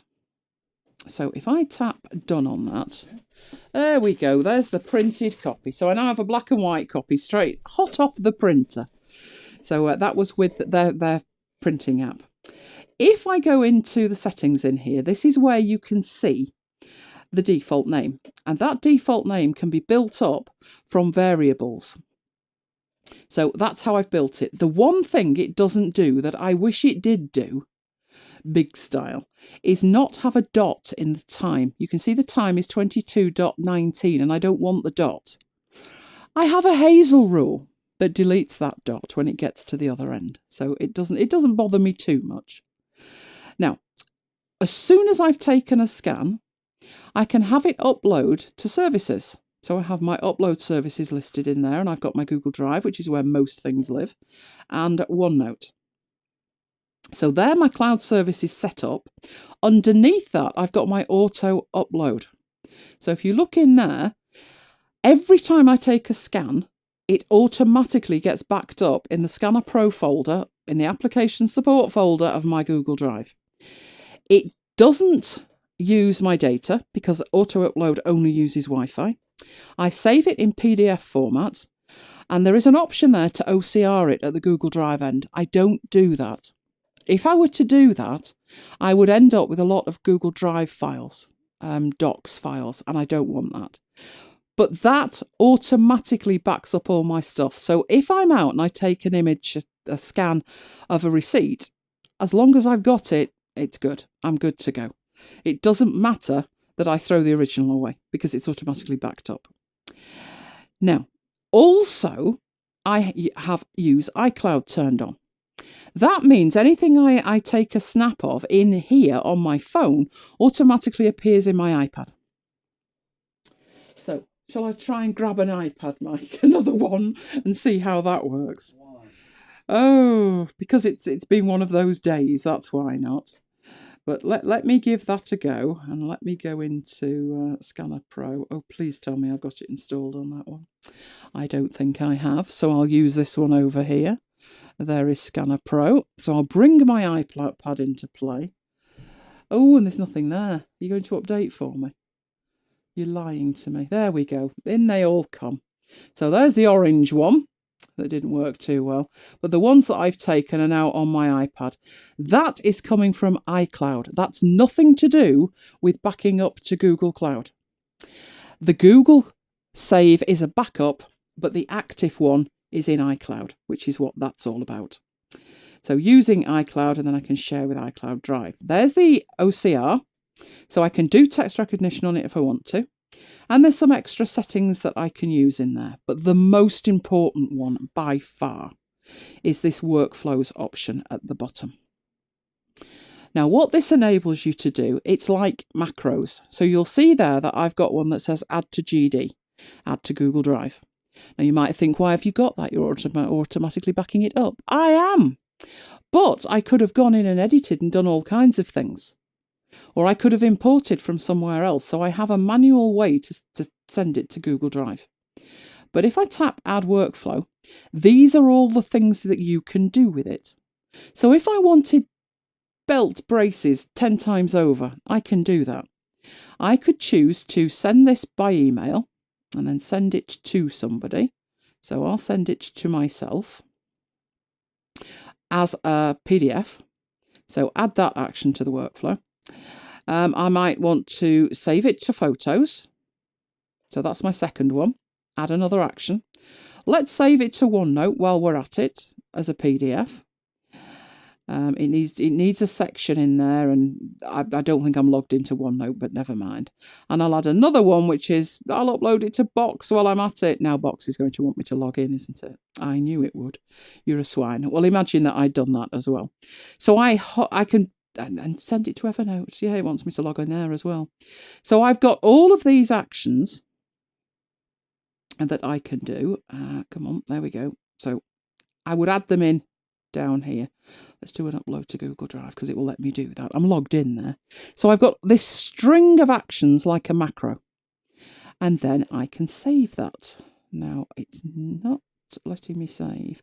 It needs a name. So I'll put all backup, which means it gets backed up everywhere, and then save that. And it appears there underneath my Add to Google Drive. So as I go backwards into my file and I open up my file there, down the bottom I have a share option. So I'm actually here at the bottom. Tap on that and this is where your workflows appear. Down in the lower left-hand corner, Add to Google Drive or All Backups. And you basically just send it to that location. It's a virtual location. It's a location that you've specified as either email or backing up to wherever. And that's how it works. You string those together in there and you can add a new workflow while you're in there as well, which I think is fantastic. And that I do use a lot. So that's why, those are two of the main reasons why I actually use that one. Another reason is if I come out of that and I go into PDF Expert and I have my stuff in here. Now, I don't actually have too much in here because I tend to use it via clouds. I connect to various clouds. But you'll notice that in here it says Scanner Pro Scans. It's a separate app, but it's from the same company that make Scanner Pro. So I can tap on it and all the images that I've just taken are available in there. So if I wanted to load this one in and actually work on it, so start to annotate that, then I could do. So do you want to save a copy? Yes, I'll do that. That's fine. And then I can just go in here and highlight and do whatever it is that I would like to do in there. So it's a one-stop shop. I don't really have to send it from one app to another. It's already there to start with. It's in that Scanner Pro Scans folder. So that's why I like PDF Expert, because it's got its own little ecosystem going on. I can email it with Spark. I can edit it in here. It's fantastic. Now, back in Scanner Pro, which is there, one option that I didn't have turned on, which I will do now, is my text recognition. Now, you saw Mike had text recognition turned on. I'm going to turn on automatic recognition there. And I'm going to go back and find that other piece of paper. Where's my other piece of paper? I won't bother with the desk thing. I'll just hope. And let's take a copy of that. Okay, it's got it. Now, I'm not pressing the button on that. It's automatically finding it. Not bad, not bad. I'm going to edit it. And I'm going to make it black and white, and that will tidy it up a bit. You may have briefly noticed that it said recognising text. It went across the top there. So if I save that now, that will now be editable for me when I go into PDF Expert, into my Scanner Pro Scans, into there, and that text, I go into there, yes, I want to save a copy. Yeah, come into here, get my highlighter, and now I'm actually highlighting text. And if I wanted to copy that, I could. I can copy the text out of there and use it in other locations. So as I'm doing that, I'm selecting and I can copy and then I can paste it into an email. And that took seconds. It actually happened on here. It didn't have to upload it anywhere and do anything, any magic anywhere else. It actually did it on the device. So that's why I like that one. So those are my favourite features of that app. Now, I could do with going back into my presentation, but if I do, everything's going to get upset at this end. So I'm going to skip the presentation and go straight into the next app, which is naughty, I know, but I'm going to do it anyway. Right, the next app is in my photography folder, and it is PhotoScan from Google. Now, it's very different. It's saying to position the photo within the frame, and I'm going to go for something that's not particularly a photo. I'm going to take one of these for a start and see if we can get a tiny little thing down there. Let's go for a colour one like that. No, that's not going to work too well. But it's meant for photos, but I'm going to really challenge it tonight. I've got an iPad down there. and I want to take a photo of that photo. So let's say I can't save it. It won't let me save it. I mean, we all know I can take a screenshot, but let's just pretend. Humour me. Right, I want a copy of that. But it's on another iPad. How on earth? Well, what you may be tempted to do is to go into your camera and hover yourself over the top. And obviously it's a bit dark in here, so we'll have to turn the flash on. And cue it up and then take a photo. Right, so now we've got a photo. Yeah, not great. Are you going to turn around for me? You're not, are you? Okay, I'll zoom in anyway. That's the problem. You get glare on it. Now, obviously, you're getting glare on it because it's glass. But imagine the photo you're trying to take a copy of is in a frame. Then you will get that problem.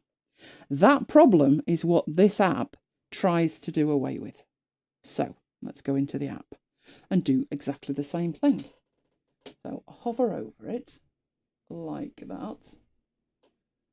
I'm trying to line it up there. Let's take that photo.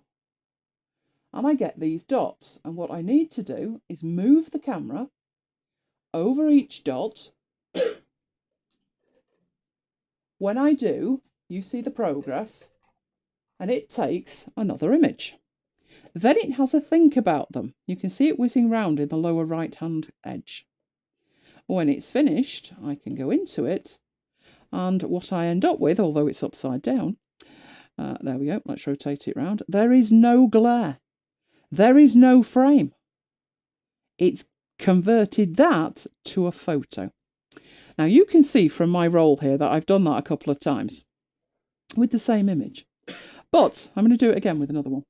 So let's come out of that one, which is the MacBites site. We won't do Yosemite Sam.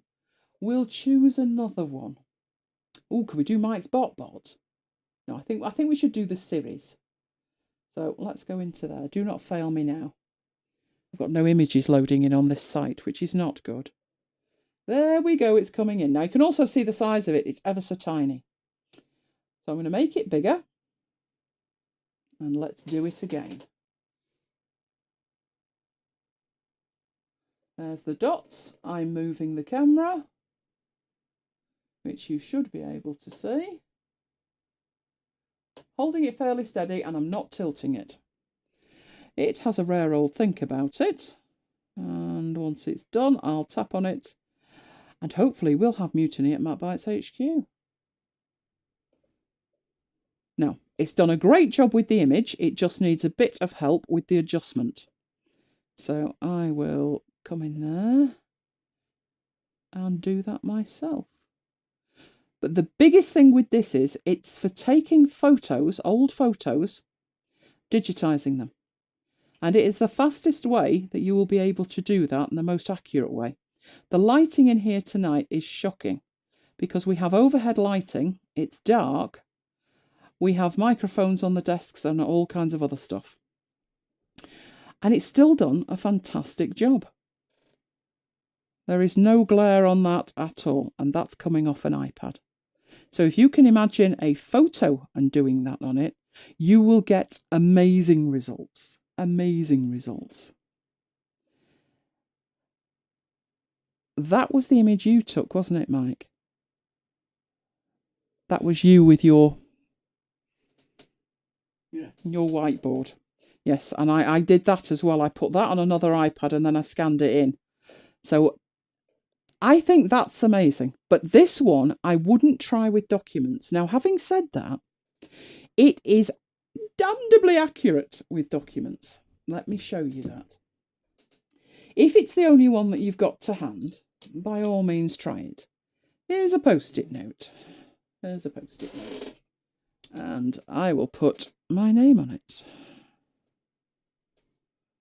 There you go. And just show you, it does actually work with documents. So if it's the only one you've got, you can do that. It gives you the dots in exactly the same way as any other document.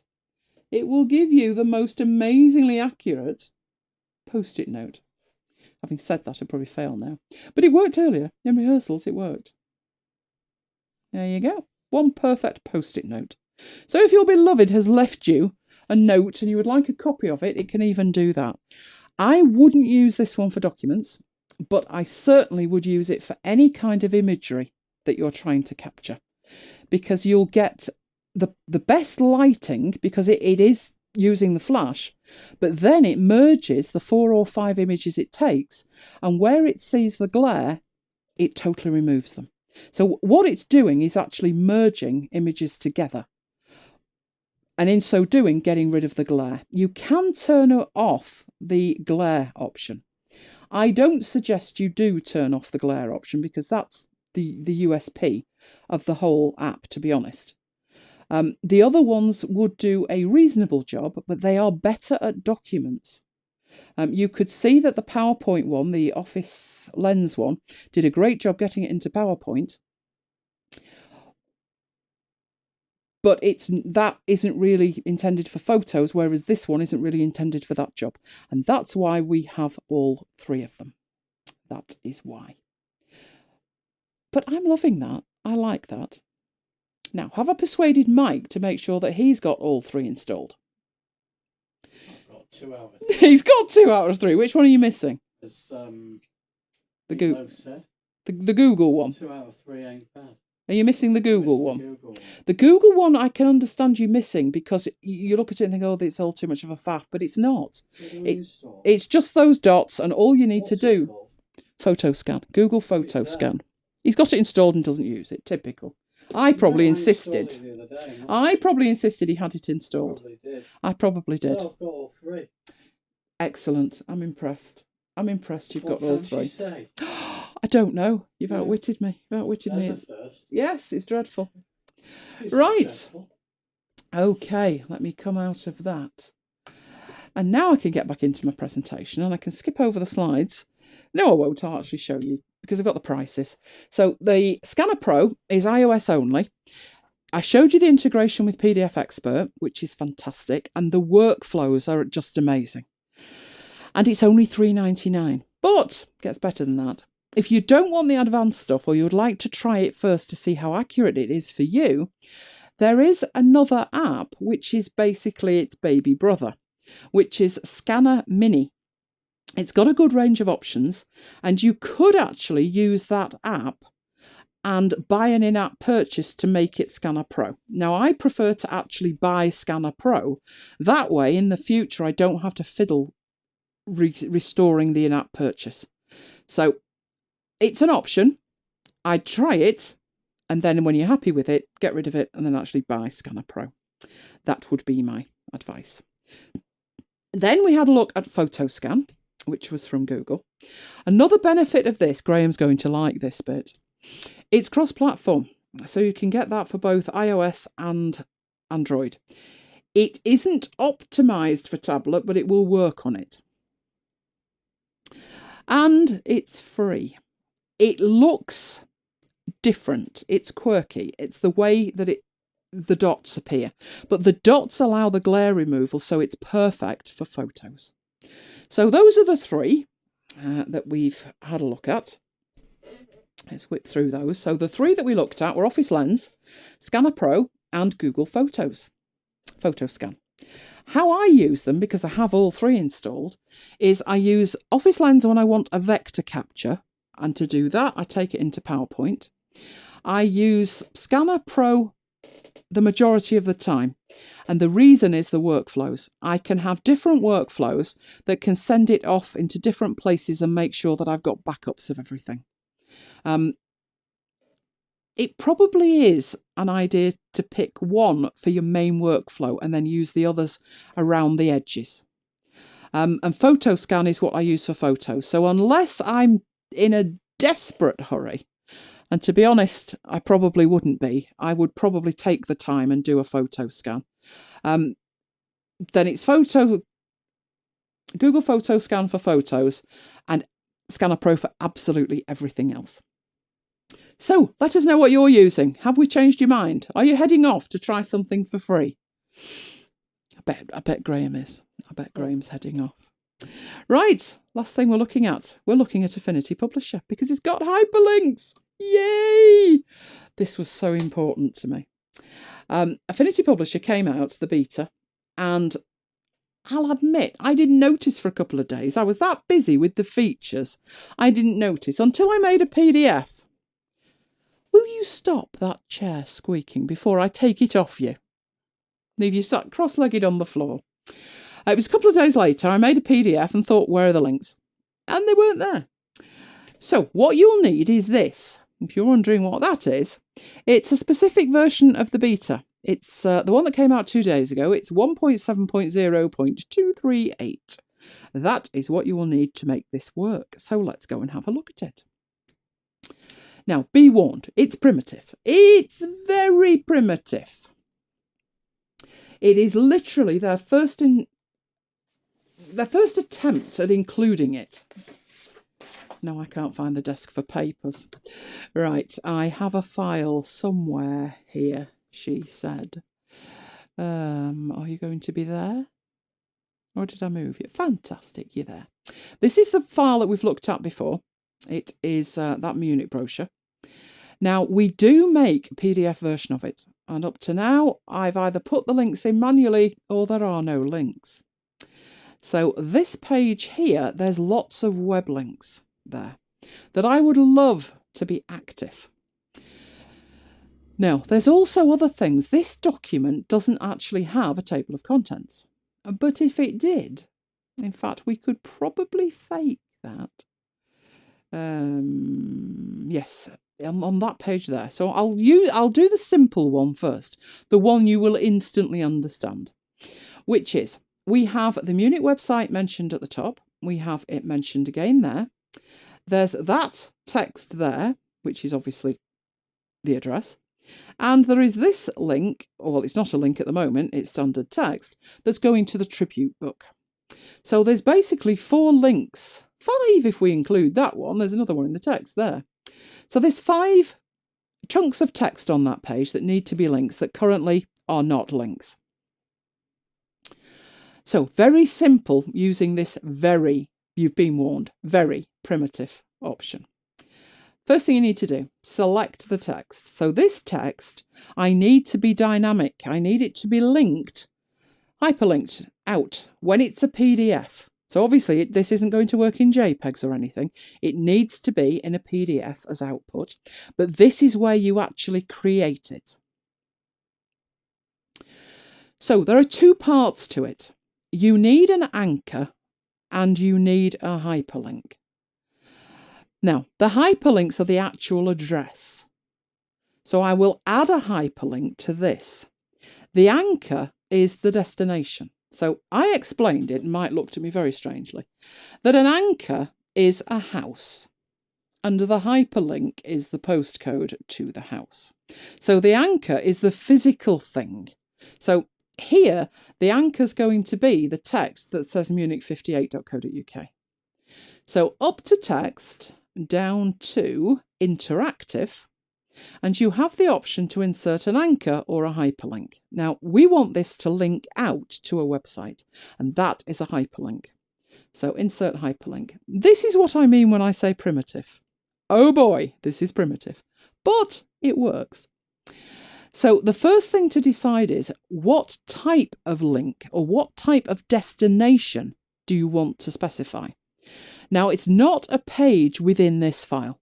It's a web link. So click on the drop down and you've got 5 items to choose from.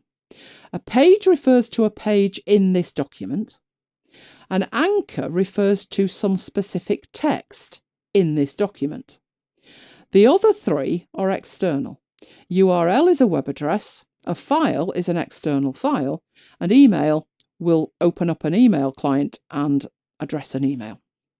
So it's URL what we want. Once you've got the URL specified, you have a box here where you can actually type it. Or you can choose from the drop down. And I'm looking for that one. So I've obviously done this before, and once you have done this before, the URL becomes available just to specify, just choose from the drop down. Now the next bit is the style. Now you'll notice when I said primitive, it doesn't even tell you what these fields are. Obviously that one is where the link goes, but what does hyperlink mean? Well, when you click it, there's a clue, no style or hyperlink. Now, because this is a brochure, and when somebody's viewing it as a PDF, I don't want the text that's a link to be blue and underlined or red and flashing. I don't want any style. I just want it to link. So I would like it to be that if they're savvy enough to move their mouse over to a URL to click it, I would like it to work for them. But I don't particularly want to draw attention to it. So in this circumstance, I would say no style and then OK. And that has added it to that. The next one is here, and it's exactly the same process. So text, interactive, insert hyperlink, URL, choose it from the drop down, set the style to no style, click OK. So it is a little bit manual, but there's text there. So I can go in there and I can do exactly the same thing again. So text, interactive, insert hyperlink to a URL, choose the URL from the drop down and set it to no style. And then I'm back again.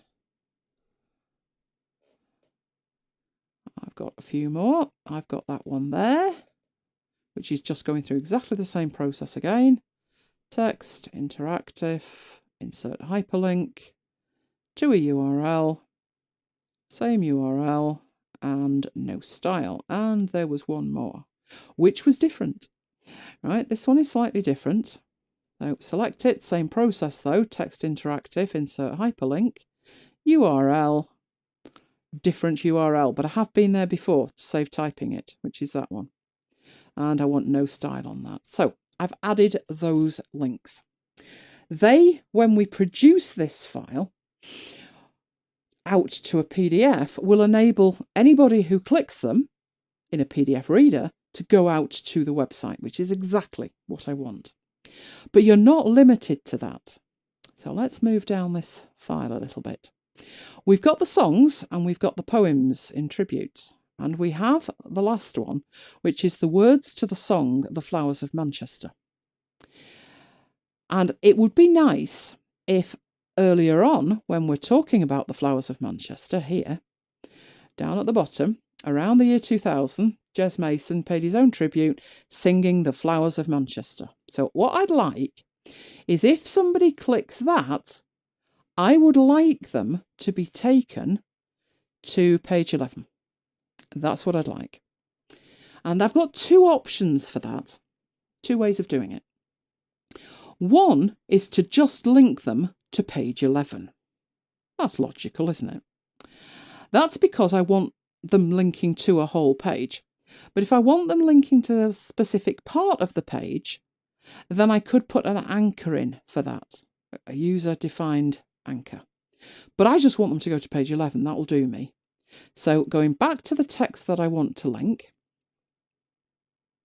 and I'll select the text, The Flowers of Manchester. I will go up to text, interactive, insert hyperlink. And this time it is a page, but the page is page 11. And I don't want any style on that either. And OK. And now that has got an active link on it. Now, do we have here? We do, right? We've got a little bit there as well, which says, in 2013, in addition to the song, Cady decided to read a poem. Now, we've got his two poems later on. We've also got Steve Douglas's poems. So again, I could have a link to those. So I need to go find them first because I could link to page 9. But this time I'd actually like to link to a specific part of it. So I'm going to go into there and just choose that text at the bottom. I'd like it to link to that. Now at the moment, that has no way of telling, that text has no way of telling Affinity Publisher it's anything special. It's not a page, not a graphic, it's not a hyperlink, it's just text. So I need to let Affinity Publisher know that that is special. That is a destination. And how I make it a destination is to go into text, interactive, and insert anchor. And I give it a name. So I'll just call that Katie. And click OK. Now at that point, I'm going to go back into text, interactive, and I'm just going to toggle on show anchors so you can see it. When I do that, you get this strange looking, it looks like an old Norse hammer, doesn't it? I have no idea what that is supposed to be. But that tells you that that text is an anchor. It's sort of a Norse axe, isn't it? Mm. Well, the fact that it's there is enough to tell Affinity Publisher that that is an available destination. Just for the sake of completeness, we'll go into... That's the song, isn't it? It's this one. This one is another poet. So we will select that, text, interactive, insert anchor, and we'll call that one Steve. That way I've got 2 anchors to choose from when I go back. So I've made 2 destinations within this file. I'll go back to the page I'm trying to link from, which is this one, I do believe. I think Steve's mentioned in it. Oh yes, they're both mentioned. So this one here, I would like that text to be a hyperlink.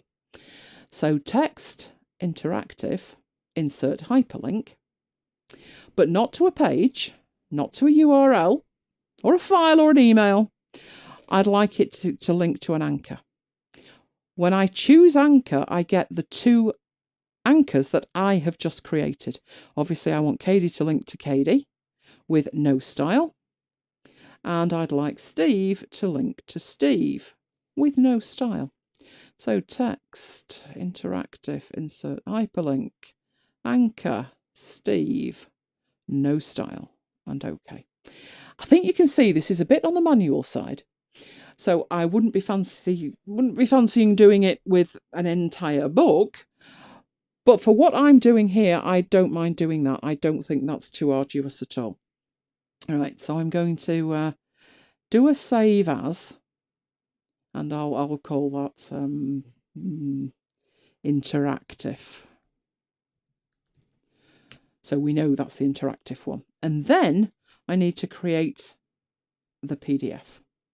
So I'm going to O, but I will put it in there anyway. It's having a rare old think about it. There's a lot of imagery in this file. It's quite a big file. From memory, I think I embedded all the fonts as well because it headed off for printing and it needed absolutely everything embedding in it. All the artwork, all the text, all the graphics, you name it, it was embedded. Do not come back with stuff missing. Okay, so on my desktop, there's the Affinity Publisher file. There is the PDF file. So open up the PDF. And we should have some links in here. Right, first one was Flowers of Manchester, wasn't it? I'm in edit view. That's not going to work if I'm in edit view. There's no link in it. What's going on? Can you just tell everybody this worked when I did it before, Mike? It did. It did. Let me get to our bit. Right. That one's working. Fabulous. Okay. So that one's working fine. So all of the links that I put in there are working. That internal link is not working. Did I mention this was a very primitive beta? But at least the links that I typed in are working. So if we use this tribute book link, it should actually whip us out. So let me get my web browser up here so you can see it. That takes us out to the very page that is the tribute book. So hide that. And if I go back into here and just click on that, it should take us to the home page. Which it does. Fantastic. I don't know why my other links aren't working. But like I said, it's a beta. It's a very primitive beta. It would be great if they link this in with the capability to make an index for a document. Because at that point, I think I'd create one. I'd put it on the inside edge here. Move that over to that side and put some links in. There's 12 pages now, so I would probably do that. But that is what it can do today. So what you need to understand with that to make the rest work is that you need to understand the difference between an anchor and a hyperlink. A hyperlink is an address to get you somewhere. The anchor is a destination, and you have 5 types of destination. You have pages within your file, anchors which are user defined, URLs, as we've seen, they actually worked. You can link to a file or an email. Everything hangs off one menu at the moment, which is text interactive, insert anchor, and text interactive, insert hyperlink. What does that tell you? Let's get you all awake. What should that tell you? What doesn't it do, Mike? Think iBooks author. He's pondering now. Where's the menu? Where's the option? Under text. Therefore, what couldn't be a link? Remember now. No, you can't seem to put a hyperlink on an image at the moment. What's the workaround for that, Mike? Putting him on the spot now. That's exactly what I did in Affinity, in iBooks Author. I put some text on the top of an image. I made it huge, 500 points, and then made it invisible. And that worked. What I'd suggest in here at the moment is if your images have got captions on, put that as the destination and the link, etc., and do it that way. It will develop this. They've said this is literally their first attempt at it. The good news is it does majority of the time work. I don't know why my internal link to pages wasn't working. I will have a play with that and discover that. But it does generally work, and it definitely works with external links. So what I was doing was, if I had a lot of links, I wasn't bothering with Affinity Publisher. I was taking it into Keynote. I know, that's dreadful. And then Apple broke Keynote, but that was a whole different saga, wasn't it? But basically, if I wanted to build something that had a map of PDF links inside it, I'd do it in Keynote. And now I don't need to do that. Now, you might be thinking, how on earth did you do that in Keynote? Because Keynote does not have the power that Affinity Publisher has, and you would be quite right about that. But if you export from Affinity Publisher as a PDF and then explode the file, they're vectors. So all I did was take the whole lot into Keynote and then put the links on top. It wasn't pretty, but hey, it worked. So that's it for today's demos. We will be back, not next week. No, we'll be back in 2 weeks. Got people visiting next week and they're not techie. What can I say? How did we acquire friends like that? No, I'm not sure either. Maybe they were techie at some point. Or worse still, maybe we weren't. No. I thought that as well. No, that didn't happen. That absolutely didn't happen. So let us know what you think about tonight. Have we persuaded you in any way? Are you off to try PDF links? Let us know. I can see you there, so don't all be shy. Come in and say howdy doody. And who's going to be with us on the 1st of March? I can't believe it's the 1st of March in 2 weeks. I know, it's scary. It is, it's scary.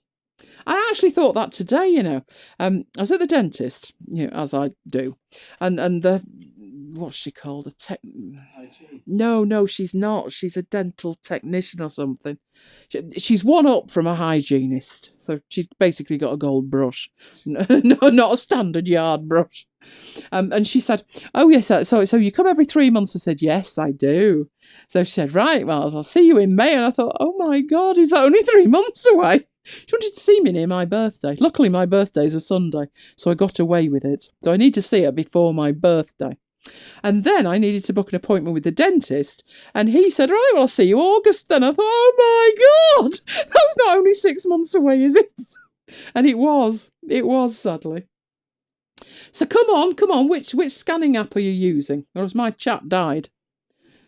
No, my chat hasn't died. Where are you all? I think Graham could have nodded off. Or he's gone for something to eat. Early doors. We want to know which scanning app you're using. Which one are you going to use now? He's pondering. You're an Office Lens boy, aren't you? Whichever. Whichever. Whichever my finger happens to hit. Well, do you know, I've actually got a couple more that I didn't demo because, you know, seen one, seen them all pretty much, apart from the fact that the 3 that we demoed all do different stuff.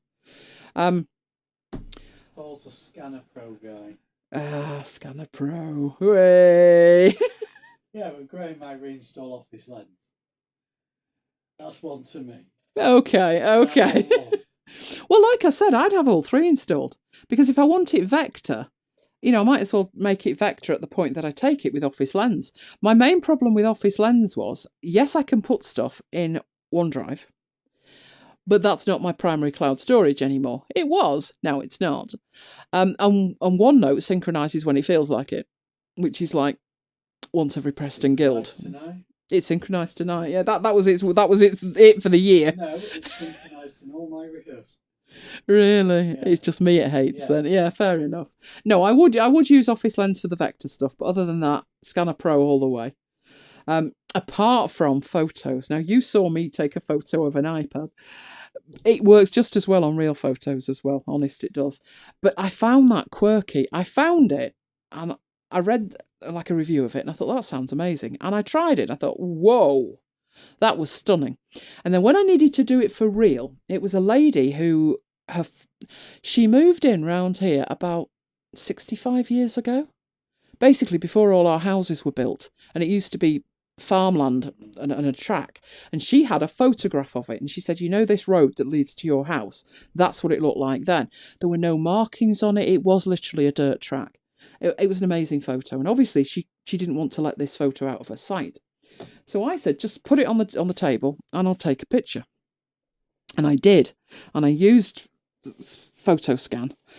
I tidied it up in Affinity Photo. And the following week, I headed off to Tesco's, get a printout of it. And I took it back in and I'd blown it up because the photo she had was like 2 inches square. It was like a really, really old photo. And I took this 10-inch square image in and she was like, oh, wow. And you could see so much more detail on it. And she said, I can't believe you just took a photo of that you didn't take the photograph away and, you know, do a high-powered scan on it, that you just took a photo of it. And I did. And I didn't process it straight into PhotoScan. I think I actually manually processed it in later. But either way, it was amazing. It did. It looked fantastic. And she said, she actually saw a man walking up the road that basically in the original was a dot, and she knew this guy. It basically brings your old photos to life, doesn't it? So I would have all 3 installed, but that's just me. But what I did find was, I did it once and I thought, that's fantastic. And it must have been a good 3-4 months, and I came back and I thought, this was the one with those balls. What was I supposed to do with them? And I was convinced, you know, once you've been through the tutorial, it doesn't come back and do it again. And I'm tapping the dots thinking nothing's happening, and then I remembered you were supposed to move the phone. But once you've got it in your head, don't forget, because it doesn't teach you again. Of course, you could always uninstall and reinstall, but don't forget that the balls, you move the phone. Move the phone is the key to that. So we've got no detail here. I'm looking at this of what's coming up. But I know some stuff. Oh, no, we had. I'm just having a look. Oh, we had. I was going to show... No, you were going to show Grab. Yes, that was right. And I was going to show Snagit. So basically taking what we've done tonight and move it on a little bit with why we don't actually use the stuff that we showed you tonight. Having said that, as I pointed out, that thing on Mojave where it puts a frame around it, I don't think Snagit does that. But I shall be investigating. What I will do is show you what Snagit does. And we'll see if it's worth £50. I'll just let that stop. How much? You'll notice it's Snagit 2019. It's basically £50 a year. Now, obviously, for us, it's worth it. That's £1 a week, and that's our business. That's what we do. We make tutorial-y things. So I need to take screenshots all the time. Did have another one for iOS, though, for when I annotate on iOS. Now, I know iOS has got built-in stuff, but I still have an app for that. So we'll be looking at that as well. And I've got an unboxing. I have definitely got an unboxing that day. I really have. It's the one I've been threatening for a while, but I really, really, really will do it now. Because I've got 2 weeks to think about it with our non-techie house guests. Non-techie house guests, can't be doing with it. So that's it for tonight. That's what we're doing next time. The lack of a MacBites this week can be explained by 2 MOTs on our cars, MOTs on my teeth. And the dog. Oh, and the dog. Oh, God, that's news, isn't it? This is amazing news. You know, we borrow that dog. We borrow a dog. We had a dog. It's coming up to what would have been his 18th birthday in a couple of weeks. So we're all a bit emotional about that, but bear with us. This dog is the same breed our dog was, and it's our favourite breed. And when Mike said, after he died, Mike said, we've not seen a Samoyed in months. And he went round the corner and fell over a Samoyed. Better than that, a Samoyed pup.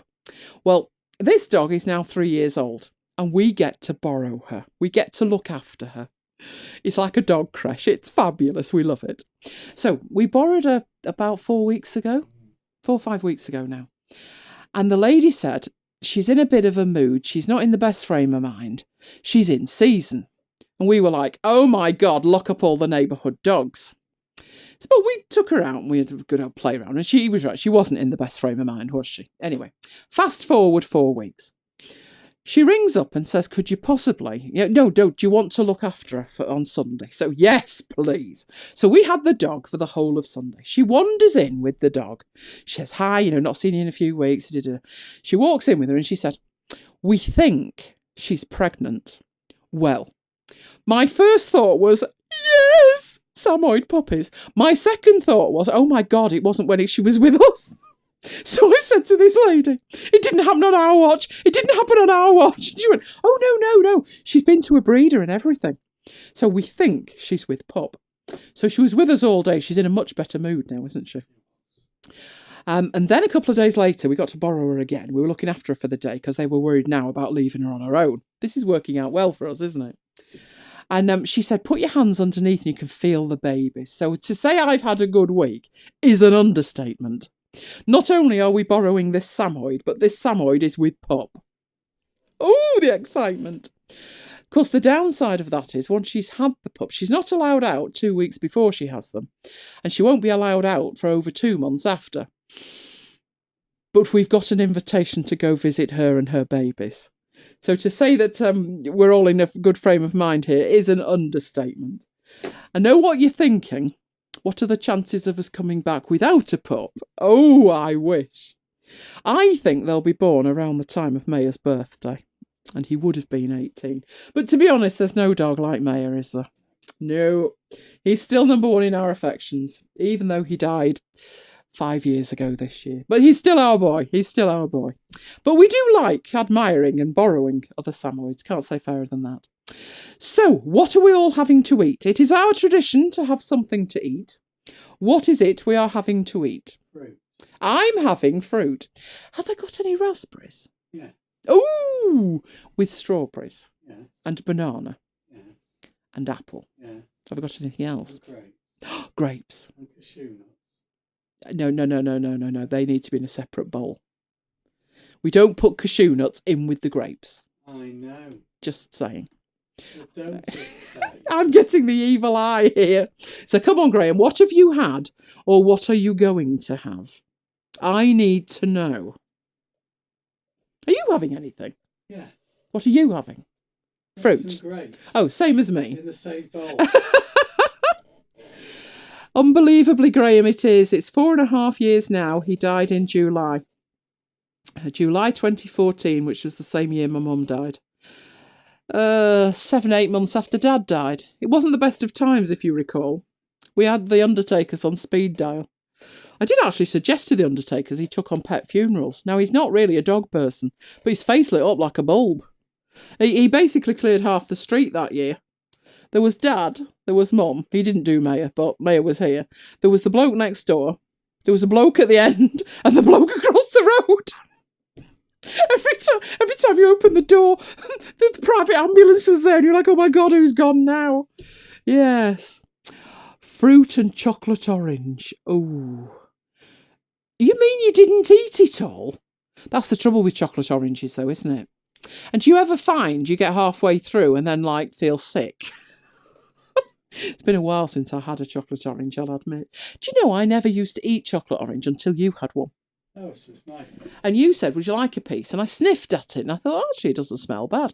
But until then, I'd never had a chocolate orange. In fact, do you want another alarming confession?